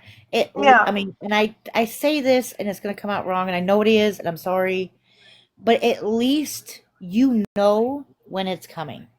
You can Yeah, I'm still prepare getting a chance to yourself. say goodbye, Right. A lot of but people I don't get just that. but I don't feel I'm getting a chance to say goodbye because he can't respond. I just want to hear it. I just want If to he hear can him hear say I love you, you. oh, it Huh? doesn't change it, Kate. No, no, that's not what I'm saying.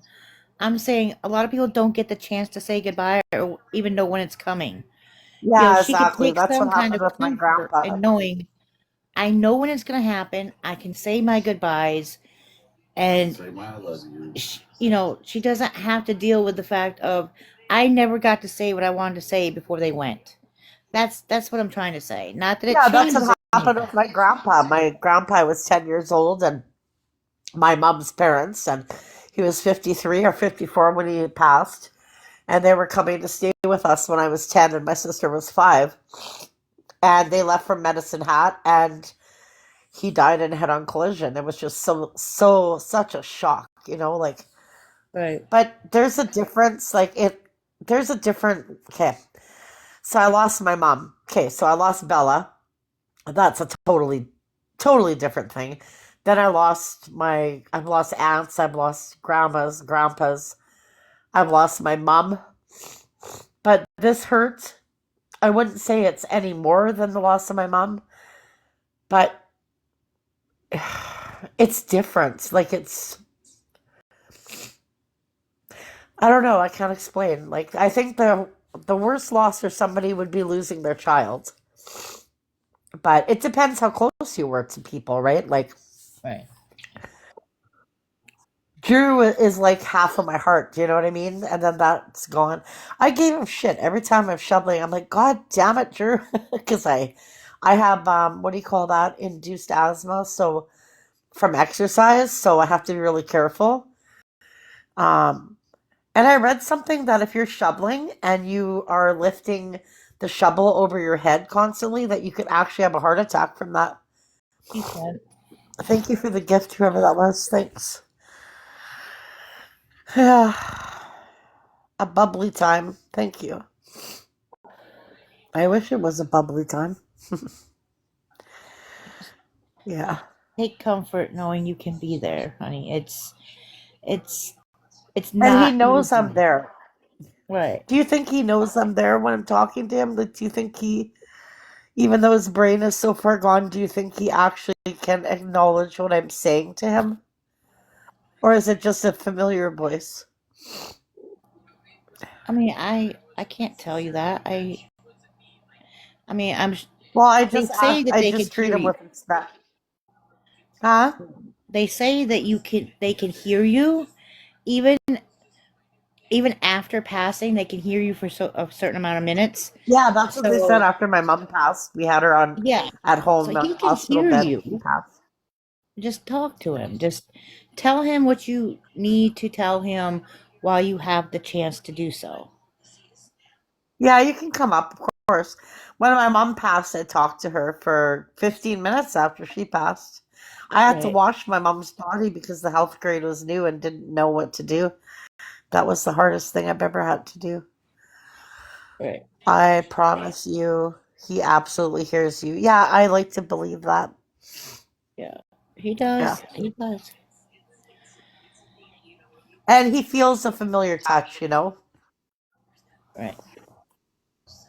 Hello. Hey, you might recognize my name. I've been following you for, well, through different accounts Yeah, I for know who like you are. 4 years, I think. I Yeah, I know actually, you. I used to follow you when my father-in-law first got sick and went through something Yeah, similar I to what Drew. remember. Yeah. So, Yeah. um, I've gone through this very recently within the last year. Oh, And I'm I know you've sorry. had a lot of questions, and they're very similar to what I've gone through. And I'm someone who I fear the unknown. So I always ask a lot of questions because it helps me prepare myself for what's coming as much as Yeah. possible. And then Yeah. I'm someone who like emotionally shuts down and gets business done. And then I react emotionally later privately, which That's how I am. I Exactly. know it's not Yeah. healthy, but it is what it is. So Yeah. I don't obviously I don't know the full extent of what happened to Drew. I've pieced things together through the past few days.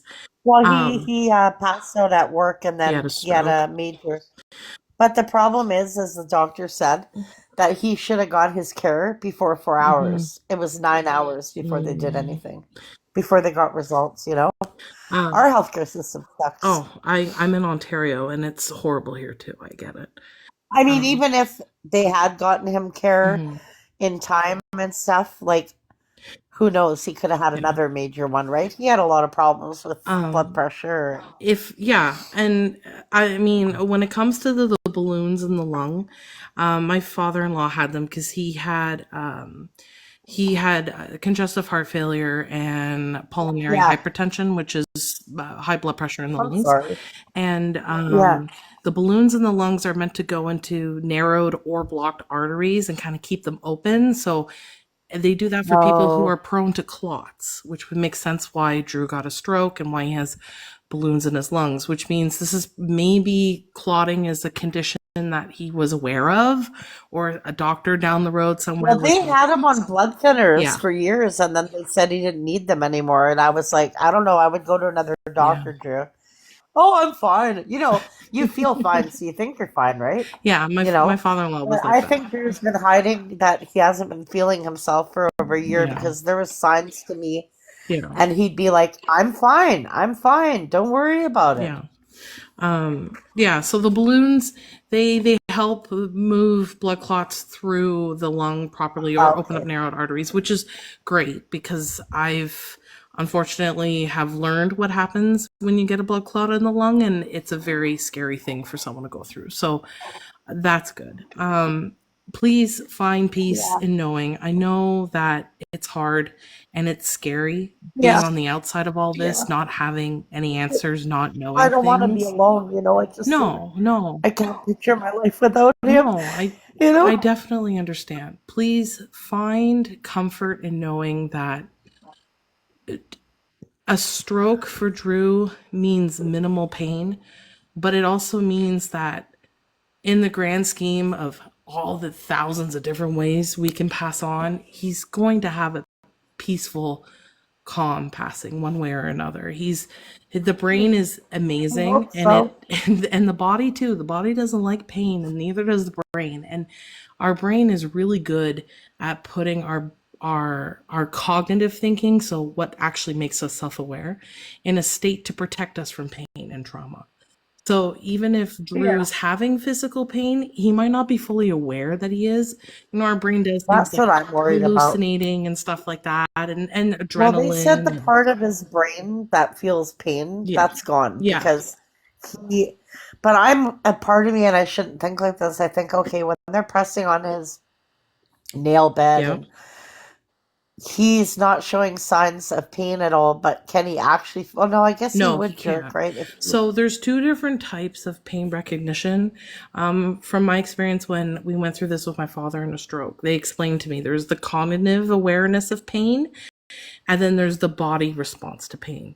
So the Well, he body's can't respond, so can that mean yeah. he's in a lot of pain? Yeah, so for an example, they're pushing on the nail Yeah. bed. If the body is recognizing the pains, let's say like there's no nerve damage or anything like that, hypothetically speaking, if Yeah. he had like a spinal injury, the body naturally will jerk back or kick or pull away from the pain, Yeah. That's and what that's they want him to involuntary. do. Cognitive thinking is when you're self-aware to recognize that there's pain. So Drew might not be Well, the like, nurse put it like this. She said that he might be feeling yeah, pressure, but because of the part of the brain that's so badly damaged and gone, yeah, he doesn't recognize it as pain. Like, yeah. but when they did his brain scan, like I'm telling you, his brain is just so fucking swollen, and it's all gray. You know, It's the brain. it's gone. The brain is an impressive organ, but a stroke is an injury to the brain, and it takes it a while to heal if it can. And it might heal and come where his body's able to function, but he's going to have some brain damage, or it might heal and his brain slowly goes brain dead, and Well, I that's was the end. told that the damage that's done can't heal. Yeah. That he is going to pass, Yeah. and the reason they know this, I'll explain to you what the neurologist told me. Okay, so the top of the brain that wasn't affected is his memory and his speech. Okay, that's it. So we have like brain fluid that's swirling around in there, but eventually it goes down your back. It goes down the brainstem and it hits the spine, but it doesn't actually hit the spine. It hits this plug that's like a drain to slowly drain down. And that plug is closed right now. And it's not opening because his brain is so swollen it can't go anywhere. It's like it can't swallow anymore. So they told me, imagine your bathtub running full force with the plug in for a week. And then all of a sudden, so what's happening is all that force is hitting on his spinal cord right now. So even if that plug was to open, they said his spinal cord is getting crushed. And it can only crush so much, and eventually he'll go into brain death. And I don't know, can he feel that? Like, I don't think so. But then a part of me, that's why I'm feeling guilty because they wanted to well, they asked me for permission. They said, we have a thing that we can do where we can go in as surgeons at his bedside, not in the surgery room. We don't freeze him completely. We don't know if they probably feel the pressure. They'll drill into the skull and then they'll put a tube in and deep into the brain, and it will relieve a lot of pressure from his brain, okay? Mm-hmm. But they said, we're telling you right now, do you really want to put him through that? Because the only thing at this point this is going to do is it's going to relieve the pressure in the top of the brain, Mm-hmm. but it's not going to make him wake up. It's not going to make him any better. It's just going to prolong his life. So it's going to prolong him to be in the shape he's in now. Mm-hmm. So I said no, and I'm feeling guilty. But they said there's nothing we can do. We can't do surgery because if we touch his brainstem, he's dead. Yeah. You can't operate on a brainstem. Um, And a lot of people aren't sure what a brainstem is, and I Mhm. wasn't. They showed me a picture. It's basically your brain is big, right? Well, it's not that big, but it's like big, and then all of a sudden it goes down towards the spine. There's like a stem, and that's your brainstem. It's actually a brainstem is actually very small, but if that brainstem gets severed or injured, it's very Mhm. catastrophic. Catastrophic. Well, I don't know the Yeah. right word. Um, And I know every doctor, every time I come in, is telling me the same thing, and I keep fighting it, saying it can't be, But I know I have to let him go, and it's so fucking hard. um, have you It's spoken to any palliative doctors or made a request to talk to any palliative doctors to talk about what happens when you take him no, off because the he's not at machine? that point. Okay. He's not quite at that point. I don't know, but I know that I am talking to a neurosurgeon Mm-hmm. tomorrow Okay, that's good. A neurosurgeon is good. Um, because they're gonna show me his scan tomorrow, like yeah. the actual, not just a copy of it, the actual X-ray under the light, and they're Mm-hmm. gonna say, "Okay, look, this is a normal brain." Just so I can understand, because I'm in denial, right? I'm like, Mm-hmm. no, there has to be that chance, like I can't lose him, like, Yeah. and they're like, they're gonna show me this is why he's not gonna wake up. You have to come to terms with this. He's just gonna keep getting, Yeah. That's worse and worse. And it's totally normal to be in denial, Nat. I mean, first off, you're not a doctor, so it's okay that you might not understand everything, and it's great that they're going to take the time to explain it to you. I am understanding it. I think I'm Good. just denial because I know what's coming. Yeah, no, I definitely I it's Okay, so April, first of all, he's not yeah. suffering, so please don't say that. His brain is so bad, he doesn't even, he can't wake up. He's not in pain. hmm He's not suffering. He's in a coma. Um the reason why I Oh, asked you're agreeing for with me. I'm palliative sorry. I'm no, just no. emotional. I'm The sorry. reason why I asked for palliative is because I know you were worried about him being comfortable and stuff. And palliative Sorry, care April. is a great option that will keep him comfortable when he comes off the machines. So he's calm and he's peaceful and he's Yeah, because apparently when they take him off the machine, I thought, okay, he'll stop breathing. He'll be gone in 10 minutes. Mhm. No, it could take days. Yes. And like if I can be absolutely honest with you, Nat, this is going to be a little hard to hear, but if I can be absolutely honest with you, because I've watched someone pass, unfortunately, before palliative care, like they could get palliative care in to keep them comfortable.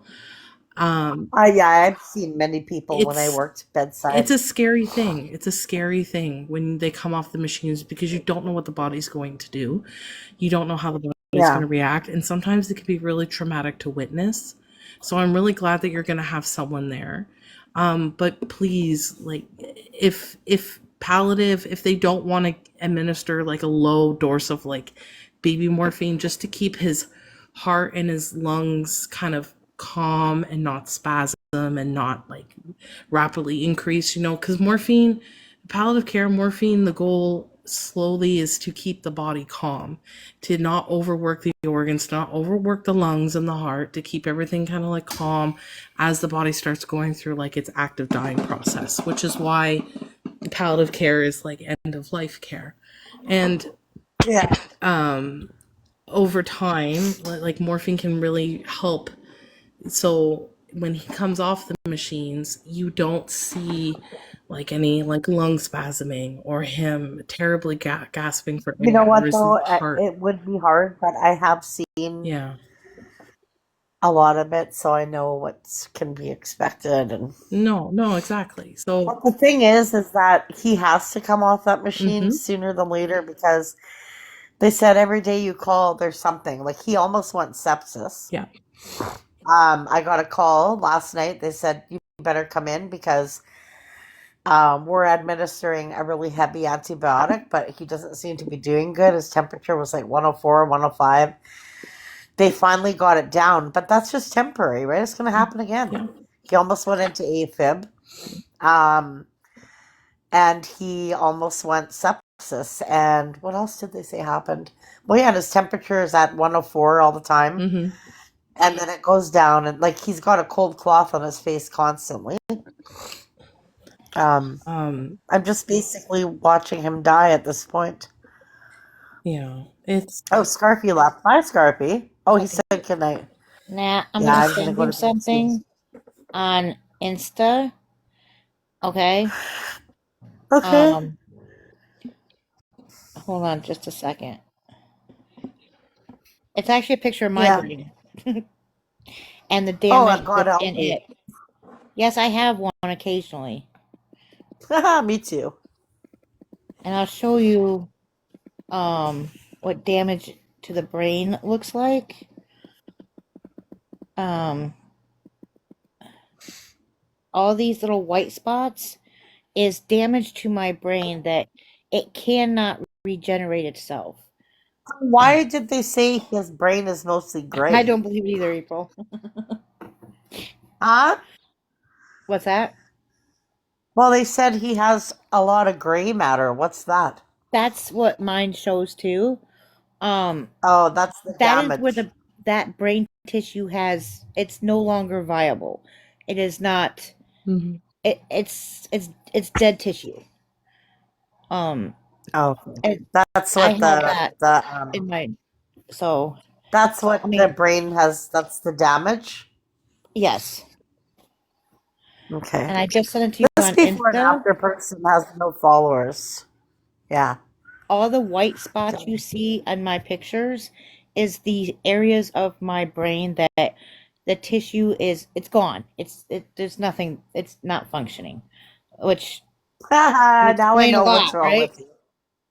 That Do what? explains it all. What, Kate?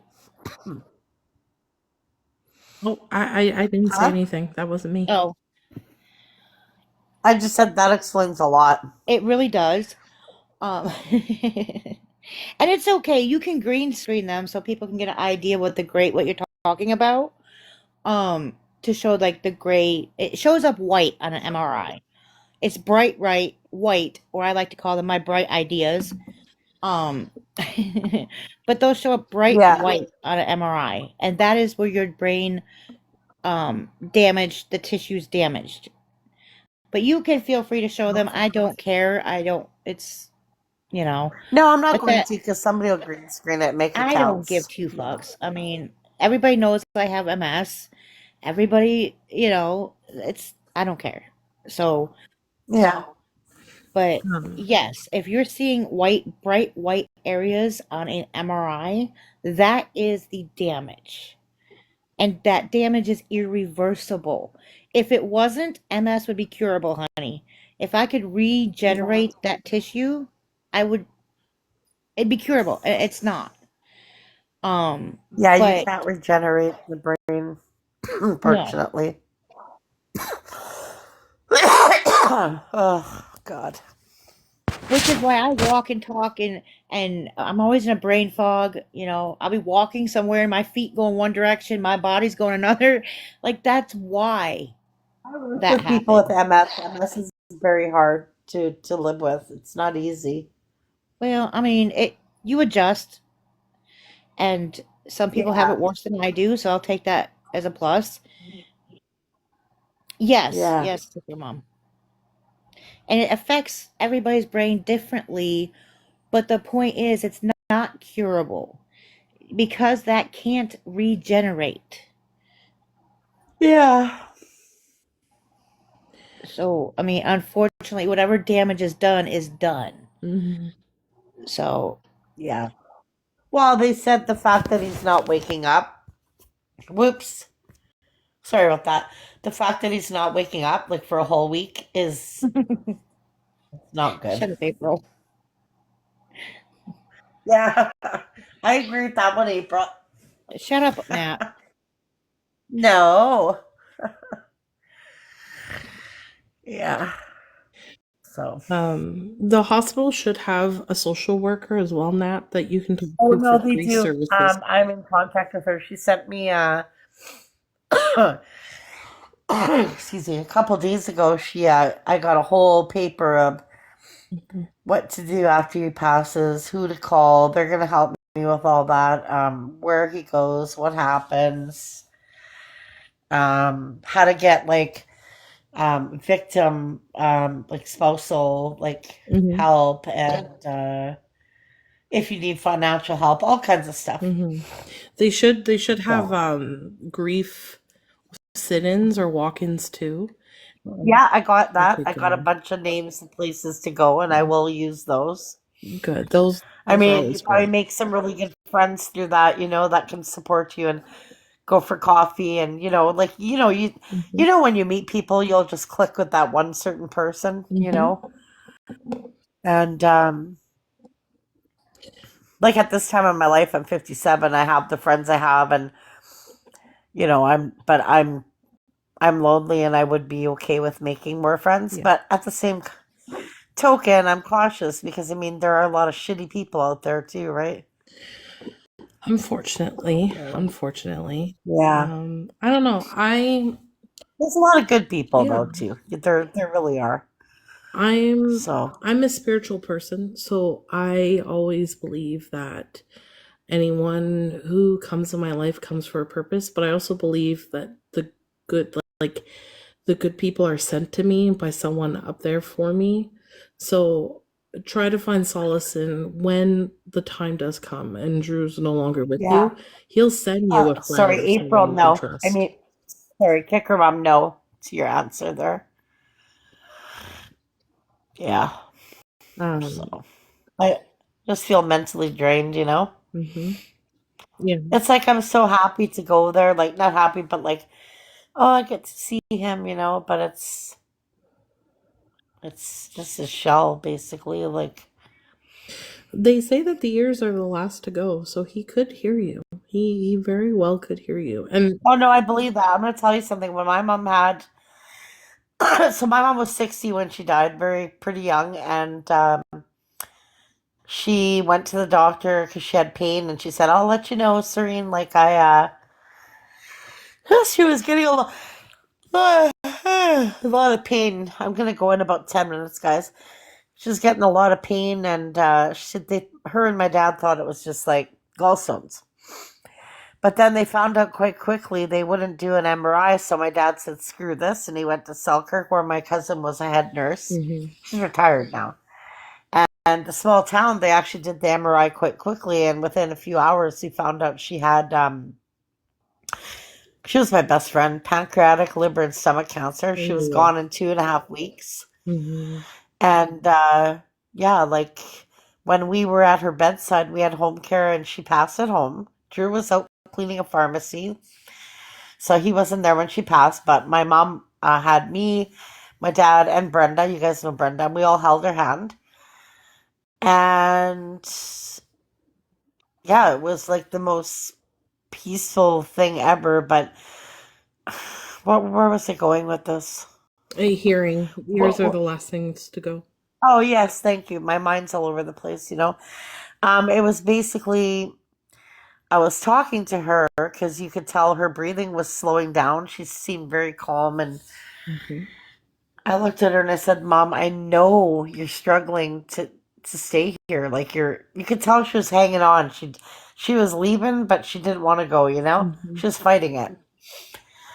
And I said to her, "I know you don't want to leave Dad. I know you don't want to leave me and Brenda, but you need to go and be with God." I said because your body's tired, or whatever. And all of a sudden, all these tears just poured out of her eyes, and she just took one deep breath, and it was so peaceful, and she was gone. mhm. So I don't know if she was crying or the nurses pissed me off because they're like, That's not tears. That's just ducts in the eyes. You don't know that. That's Mhm. why I thought Drew was crying today, but it was just like the lotion under the eyes. But I'm glad it wasn't tears because that wouldn't be a good sign, right? Well, not But I want necessarily. to ask you something. I Yeah. want to ask you guys something. So the nurses are saying he's comfortable. He's not showing signs of pain, right?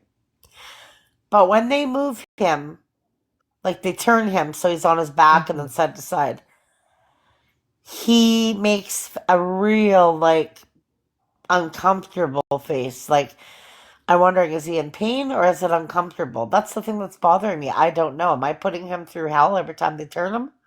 No, they have to turn him because you don't want him to get Yeah, bed but sores why or is anything. he? But why, when they're turning him? I understand why the arms are going. I understand that's the brain injury. But why does he get this scrunched up face like Hmm. every time they turn him? Because he can probably feel the tube moving and it's uncomfortable, or is he in pain? That's what's really bothering me. Like, we don't know. No, I wouldn't think he's in pain. I would think it's just uncomfortable. And I would also think that some of it might just be involuntary. Like that just might be his because he's got a tube and he's hooked up to machines and there's a lot that the body's going through right now. Some of that could also be Yeah. involuntary because the body's Well, it being freaks moved. me out when they're washing his mouth with the swab because I'm like, oh, look, he's fighting you because he'll turn his head the other Yeah. way. She said that's just a natural Yeah, reaction. because the body You doesn't know, if like pain. something's going in his mouth, Hmm. he's not going to like that, right? No, no, exactly. And that's how they know that there's brain activity. But I mean, that's not a reason to just keep him here. He's not going to have a quality of life. And we don't know how much brain activity he has going on, at this And point. no one's gonna know Drew better than you. And I, not everyone talks Oh, he about wouldn't this when want to live they're, like this. Are you kidding me? Everybody coming to see him, like I saw him, Jeep saw him, Jess's husband saw him, Dennis, his friend Chris saw him. That's Mhm. a nurse there. Um, he would be so mad that even if I was there Mhm. staring at him like that, how he is, he would be really upset Yeah. because he said to me, "When I die," well, he'd joke and say, "Just throw me in the trash," but like that's just Mhm. him. He said, "When I die, I do not want a coffin. I do not want anybody looking at me. I just want to be cremated. I don't want people making a fuss over me. And if I'm gone, nobody has the right to stare at me. Yeah. Well, what am I doing? I'm standing there. I'm sitting there for hours. I'll stay for a while, 40 minutes, half hour. Well, usually about an hour. Then I'll go downstairs. I'll have a smoke. I'll do whatever just to kind of breathe. Because they're in there all the time doing stuff, Yeah. right? So, and I don't like watching when they turn him and stuff because he looks uncomfortable. Mhm. But to be honest with you, he looks very peaceful. But then if he's peaceful like that, why just let him go? Like she said, it's God's will. If we take him off the breathing machine and he's meant to live, he's going to wake up and breathe on his own, right? Yeah. Yeah. It all So I comes down just to can't quality of life. understand. And you're I just can't understand why he's being taken. Like, why? Like, and then a part of me says, is it my karma? no, Is this a lesson to me? no. Not everyone has a time when they have to go. Everyone has, our we live as hard as this sounds, we live to die. Our bodies know how to die. Dying comes and it happens, and unfortunately, this is Drew's time, and there is nothing you could do to prevent it from happening. But there's nothing you've done to cause it either. It's not like you like murdered him or Yeah. something. He's Yeah. it's things happen, and unfortunately, this is going to be Drew's time, and you have to try to find comfort in knowing that at least he's going peacefully. He's not going scared. Like in a car accident scared the last few moments, and then that's it. He's not going. Yeah. He's going to be able to go with his loved ones around him and calm and quiet and peaceful and not in pain. And that's the best gift you can give someone at the end of their life. It's the absolute best gift. I've had loved ones. Unfortunately, I've lost quite a few people, and I've been a caregiver for 3 of them. And I've lost a loved one who made the choice to call the end on their terms. And it was because they wanted to go peacefully, because their death would have been tragic. And see, that's the talk I had with the doctor. Yeah. They said if he opens his eyes, he has his memory, he can talk, but he can't move any part of his body. He can't walk, he can't piss on his own, he can't eat. So all he has is memory, talk, and breathing, let's say on his own, just let's say. No, not breathing on his own, being on a trach for the rest of his life. Do you think he'd want to live? I said no, he wouldn't. If he could pull it out, he would. Like, he'd just... Yeah. I wouldn't want to live on a trach and not be able to eat and swallow. Are you kidding me? And that's probably painful, having that in your throat like that. It's, you know, so the best gift you can give someone is a peaceful, dignified, calm passing. And like my father-in-law had chosen, because of his congestive heart failure, he had chosen to do MAID because he was ready to go. He was ready to see my mother-in-law, and he was like, that's it. I want to go on my own terms. I want to go peaceful. And that was the last thing we could do, was to support him in that decision. And then, like, I've lost people that have passed traumatically that I know they were scared in their last few moments of life. And my heart breaks because, you know, some of us get to live long lives. Some of us get to live meaningful lives, but everyone has a purpose, and everyone has these moments in their life that are beautiful and wonderful, and they make great memories, and no one deserves to die in pain. No one deserves to die in fear. So doing what you can to make him comfortable is the best gift you can give him. And put faith in knowing that he is comfortable. He's not in pain. Some of this is just involuntary muscle movement, and the doctors will tell you that too.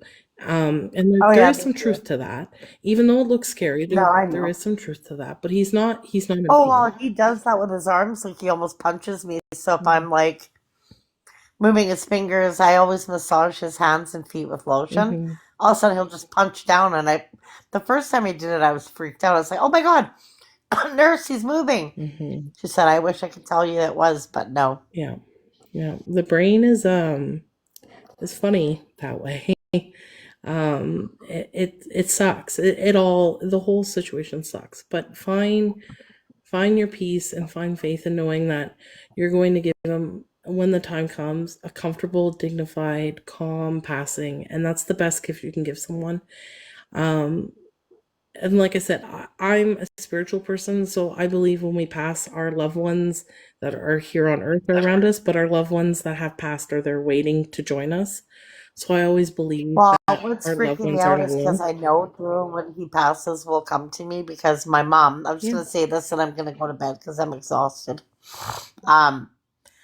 When my mom passed, she would give signs like, I can't remember. There's just a lot of signs. And one night I was laying on my bed and half sitting, and excuse me, Drew I'm coughing because now I got nasal drip from crying so much. So Drew was in the shower, and he comes out, he goes, "Are you okay? You look like you saw a ghost." I turned my head, no word of a lie, you guys people think I'm nuts. And there was a huge orb, and it almost felt warm, and it looked like a big sunshine, and in that was my mom smiling at me, and then it disappeared. I've never got freaked out in my life like that. Oh, I love hearing stories like that because I find it beautiful. I've had situations like that too, where I've had past loved ones like leave little signs or do little things. I've also I was very, very close to my grandmother, so I used to make jokes all the time to her before she passed that she better come see me. And I always used to tell her, "You better come in my dreams. You have to come visit me in my dreams, like Grandpa does." And she does, and I find comfort in that. I choose. Yeah, because it means they're with you. Sorry. They're with you then. Yeah, oh, definitely. Definitely. I feel very fortunate whenever I have a dream and they're in it. And you can always tell cuz it's a different kind of dream. You know, it feels different and you remember it like a memory.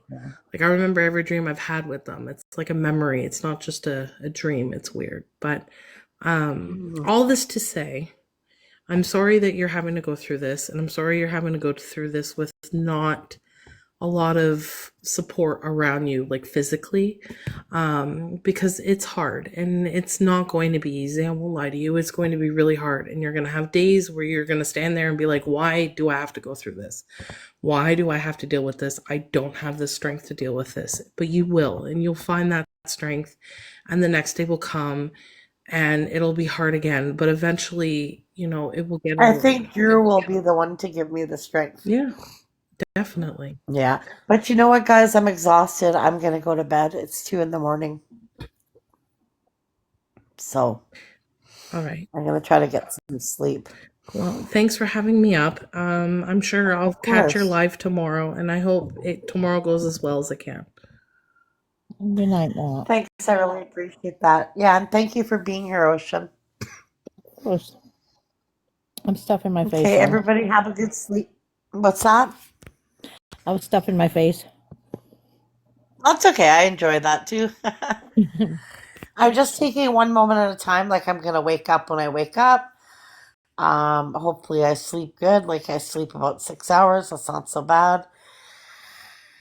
And I'm gonna wake up. I don't rush it. I have cereal. I do whatever. Go out and shovel. If it takes me 4 hours to go jump on the bus, then I do. And then I go there if I want to go for an hour, if I want to go for two, because it's very overwhelming. Mhm. And you know, everybody on TikTok, some people, stupid idiots, are like, if you loved your husband, you'd sit with him all day. No, they actually encouraged me after about an hour to go have something to eat. Go take care of you. Then if you come back for another hour, they're like, you know, like, are you sure you're okay? Maybe you should go home and shower, have something to eat, come back tomorrow. You don't see a lot of family or friends in those units because people are so critical. They said it's going to take everything out of you. And like, I could sit there and talk to him for 20 hours a day. It's not going to make him open his eyes and say, let's go home. Mhm. It's just not. You have to take care of yourself to make the best decisions for Drew. If you aren't taking care of yourself, then you can't be there for him when you have to be. So it's important. Well, and a big part of me is telling me Drew wouldn't want me to get sick. Mhm. Drew would want me to go on and take care of me, Mhm. you know, and it's gonna be hard, but You'll get through it. I'll do. Yeah, it's just it really sucks because it's like you're losing your best friend. Like 28 years is a long time, right? Mhm. Yeah, it's a different kind of I, pain. then It doesn't match what it's like to lose a parent or a friend or an animal. It's a different kind of no, it's pain different. altogether. Yeah, and the thing is that I'm gonna try to be positive and think, okay, you did lose your best friend, but you also had him for 28 years. Think of all the memories. Like, we have so many memories, Mhm. you know? So, okay, guys, thank you for talking, and I'm going to go to sleep. Good night. Have a good night.